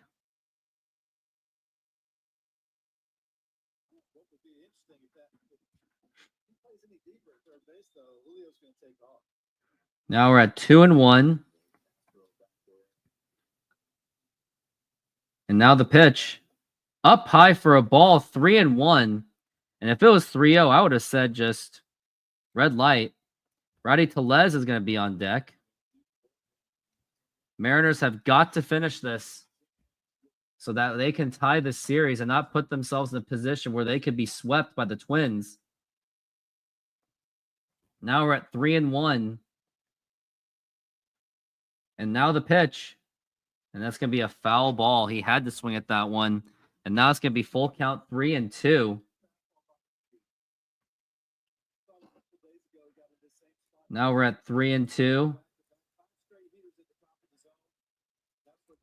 Everyone, the fans cheering Randy. Now we're at 3-2. I've already said that, but he is 0 for 4, Randy Arozarena. And now here is the 3-2 pitch.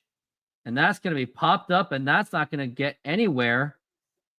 And he makes the catch. And if I were the fans, I would boo the heck out of Randy Arozarena.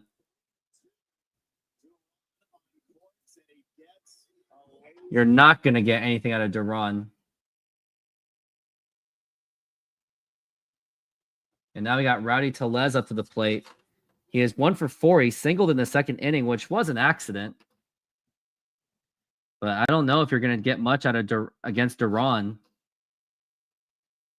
And now but this could be his clutch moment with 1 out. And now the pitch. And that's going to be low for a ball. That was a knuckle curve by Rowdy Tellez.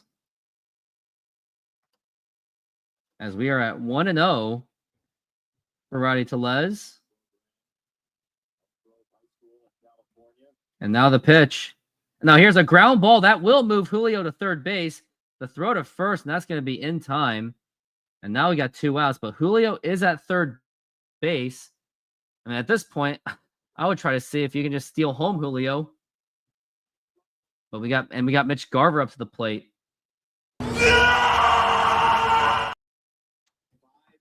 The former Minnesota Twin. He had some of his successes there. But right now he is 0 for 4 with 2 strikeouts. Now I'm starting to think that they should have bunted with Julio. Randy should have bunted. And now the pitch to Garver. And that is going to be a ball. 1-0 with 2 outs. Mariners already going to surrender this so quickly as we're at 1-0 for Garver. And now the pitch. And that is outside for a ball, 2-0. Duran has the most devastating arm I've seen. I believe he was the one that struck out Jared Kelnick in 2023, leading him to kick the cooler. Now we're at 2-0. And now the pitch. And a swing and a miss on a 98-mile-an-hour splitter. And that is going to be strike one. It's going to be 2-1 the count.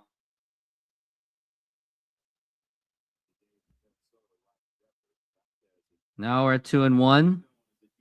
And the pitch. And a swing and a miss, strike two. And another 98-mile-an-hour splitter. And now you might as well just say that this inning is going to be over. You got to shoot to that, try to hit like the inside bottom of the baseball right here. Just try to put just hope he doesn't throw you a slider away. Just sell out for that. 2-2. And this is why you save your closer till the very end. And now Duran's at 2-2 with Mitch Garver. And the pitch. And that's going to be a foul ball. 101-mile-an-hour fastball. Pulled over the top of the sinker down and in by about a foot twice in a row. I'd probably try that one again, but also I would have just struck out looking at for the sinker in right there. Now it's 2-2 for Garver. And now the pitch. And strike three called. And Mitch Garver, you fucking moron. Why didn't you fucking swing at it? And the Mariners have pretty much just lost this game. Yeah, the Dodgers destroyed your Yankees 18-2. I know. It's too bad I can't even take a 1-minute nap.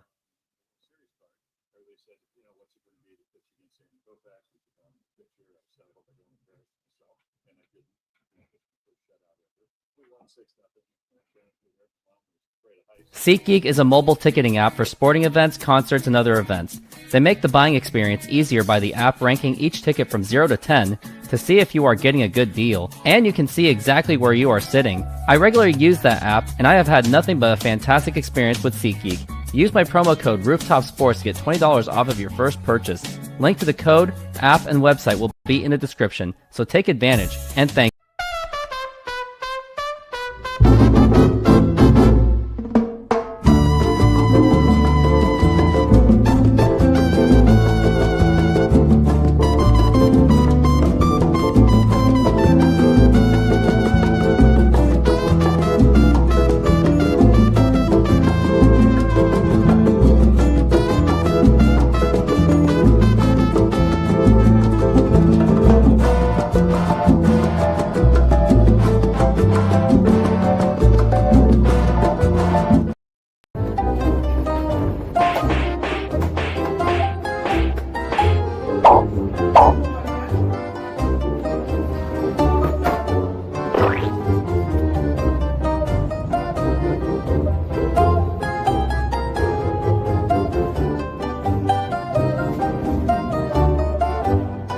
Hello, baseball fans. I'm excited to announce that we are still offering 50% off pizza and 25% off bowling, Monday and Tuesdays.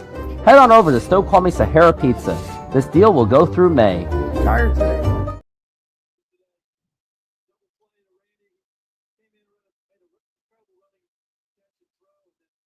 Mariners really shouldn't be in this situation. They really shouldn't. It's crazy to think that a 3-run lead was not enough.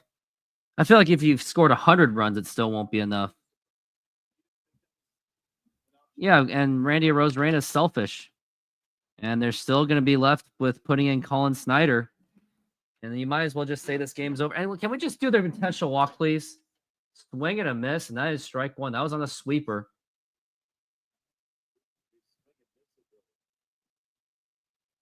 As we're at 0-1 for Ryan Jeffers. He popped out in the 9th inning. And now the pitch. Now here's a ground ball. And that's going to get right through for a base hit. And they're only going to go to third base. And that's why I said intentionally walk the first batter. Yep.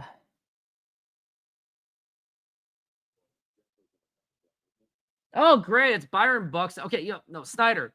Walk him. Walk him now. Just walk him. I don't care if he's 1 for 5. He got the hit that mattered most. Get him on base. Can you please just walk him? You have a guy on third base. Even with a double play, you're still giving up a run. The pitch. I don't care if it's a strike. I just walk him. Yeah, I don't know. You can't really be careful here. I think a win for him would be that run score to make it. Yeah, they're going to win anyway. It's going to be the pitch. It's going to be a foul ball, strike 2. He played with Harrison Bader. He's the runner third here. It's a kind of play. What do you think of him as a base runner? With no outs, he's staying put right there. He's got to see the ball through. 1 out, you're going on contact. I don't know about keeping his infield in. Now we're at 0-2. And the pitch. Swing and a miss. Strike 3. Down goes Buxton. Okay, 1 away. Just nasty sweeper away.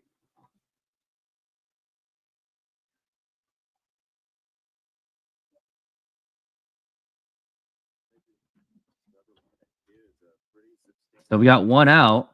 Chance for a double play. And the pitch. And that's going to be outside for a ball. Pretty slim anyways with his bats, with his foot speed, but he hits the ball so hard that kind of counterbalances something. And the pitch. And that's going to be in there for a strike. 1-1. Mariners are really running out of time. If they don't win this game, they're going to be left with a position player having to possibly pitch. Or maybe they might even pull some of their starters out there. Now the 1-1. Swing and a miss. Strike 2. Looks like Snyder's doing a little bit better. Now we're at 1-2. Gotta be off the plate if you're challenging him in. It's got to chase him way off in there. Now we're at 1-2.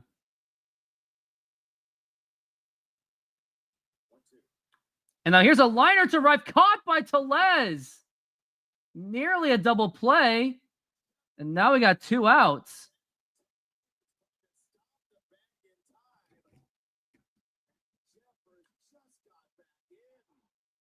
That was close. Good play by Rowdy.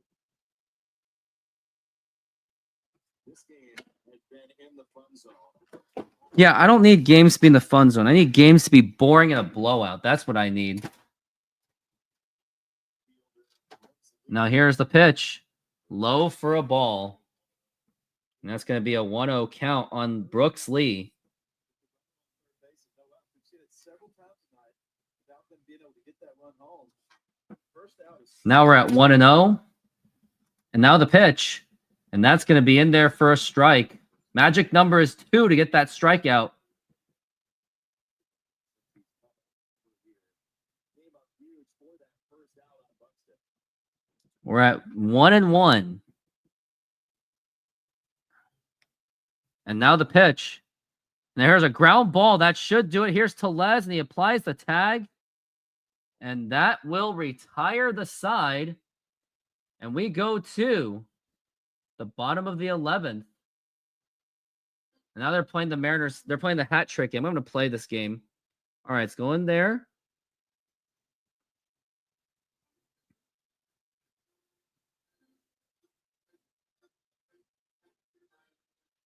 Just focused. 2. Oh, it's 3. Wow, it got mixed up. Same hat trick anyway.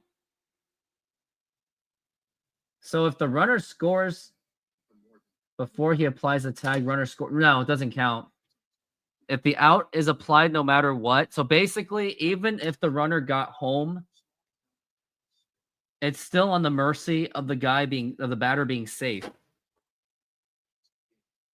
Celebration, people, traditions, culture that give these places their soul. This is grassroots.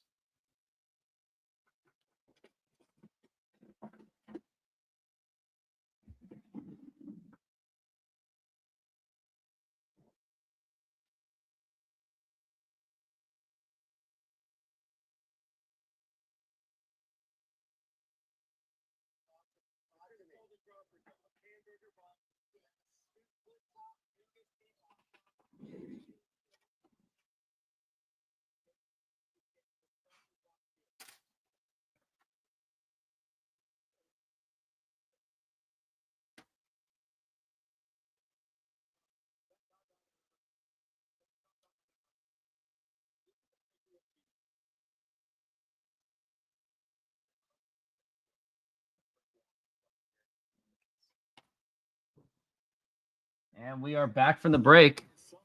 And now here's Cole Sands. How many pitchers do the Twins have in their bullpen? Rocco Baldelli was ejected hours ago. Carlos Correa was ejected hours ago. And there was the winning run with Mitch Garver, former Twin at second base. Leody Taveras is the batter. Now here's Taveras. Now he's going to go for the butt, and he drags it out in a beauty. And now the throw to first, and that is in time. And it looked like he was going to be safe. Now that moves Garver to third base. And now it's going to be Cole Young.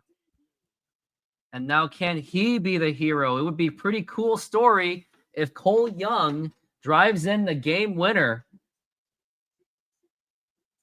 He was just there last inning where I think it was last inning. No, it was 2 innings ago with the bases low. He got the Mariners the bases loaded. At least he was part of it. And now let's get him out of here. And Miles Mastrobuoni's at third base. And now let's finish this, Cole Young. It's all up to you to be the hero. And now here's the pitch. And that's going to be a foul ball.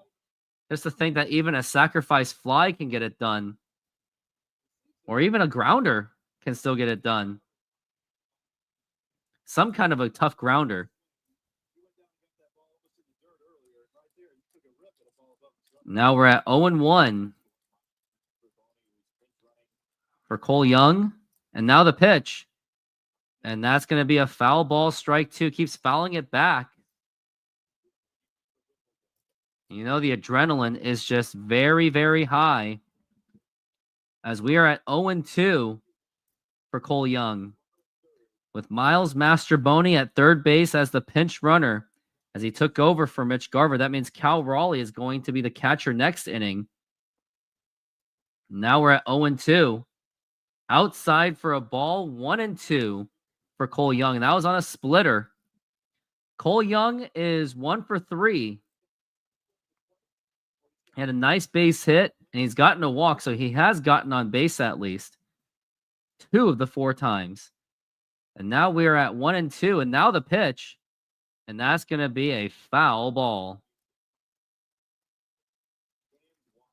Last player with a walk-off in a debut was Samad Taylor in 2023 with Kansas City. Cole Young's family being shown. Family members filming it. And now we're at 1-2 for Cole Young. The pitch. Now here's a ground ball that could be the winner. The throw to the plate. And that is not in time.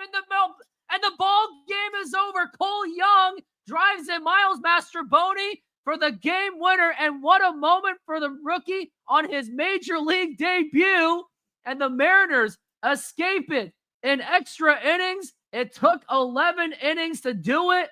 I guess the blown save in some way was worth it because Cole Young on his major league debut, he gets the game-winning RBI, and looks like this play is under review. Oh, no. Are they reviewing it? Confirmed, and the ball game's over. The Mariners have won the game. They narrowly escape, and Miles Mastrobuoni was clearly saved with his legs. And all I can say is I am absolutely relieved. It was a nice throw by Ty France, but Mastrobuoni was quick enough to get there. And we absolutely needed that victory. Wasn't a home run. We don't even need home runs from Cole Young. Good job by the kid. Yeah, I wanted to win that game too. And now we can just move on.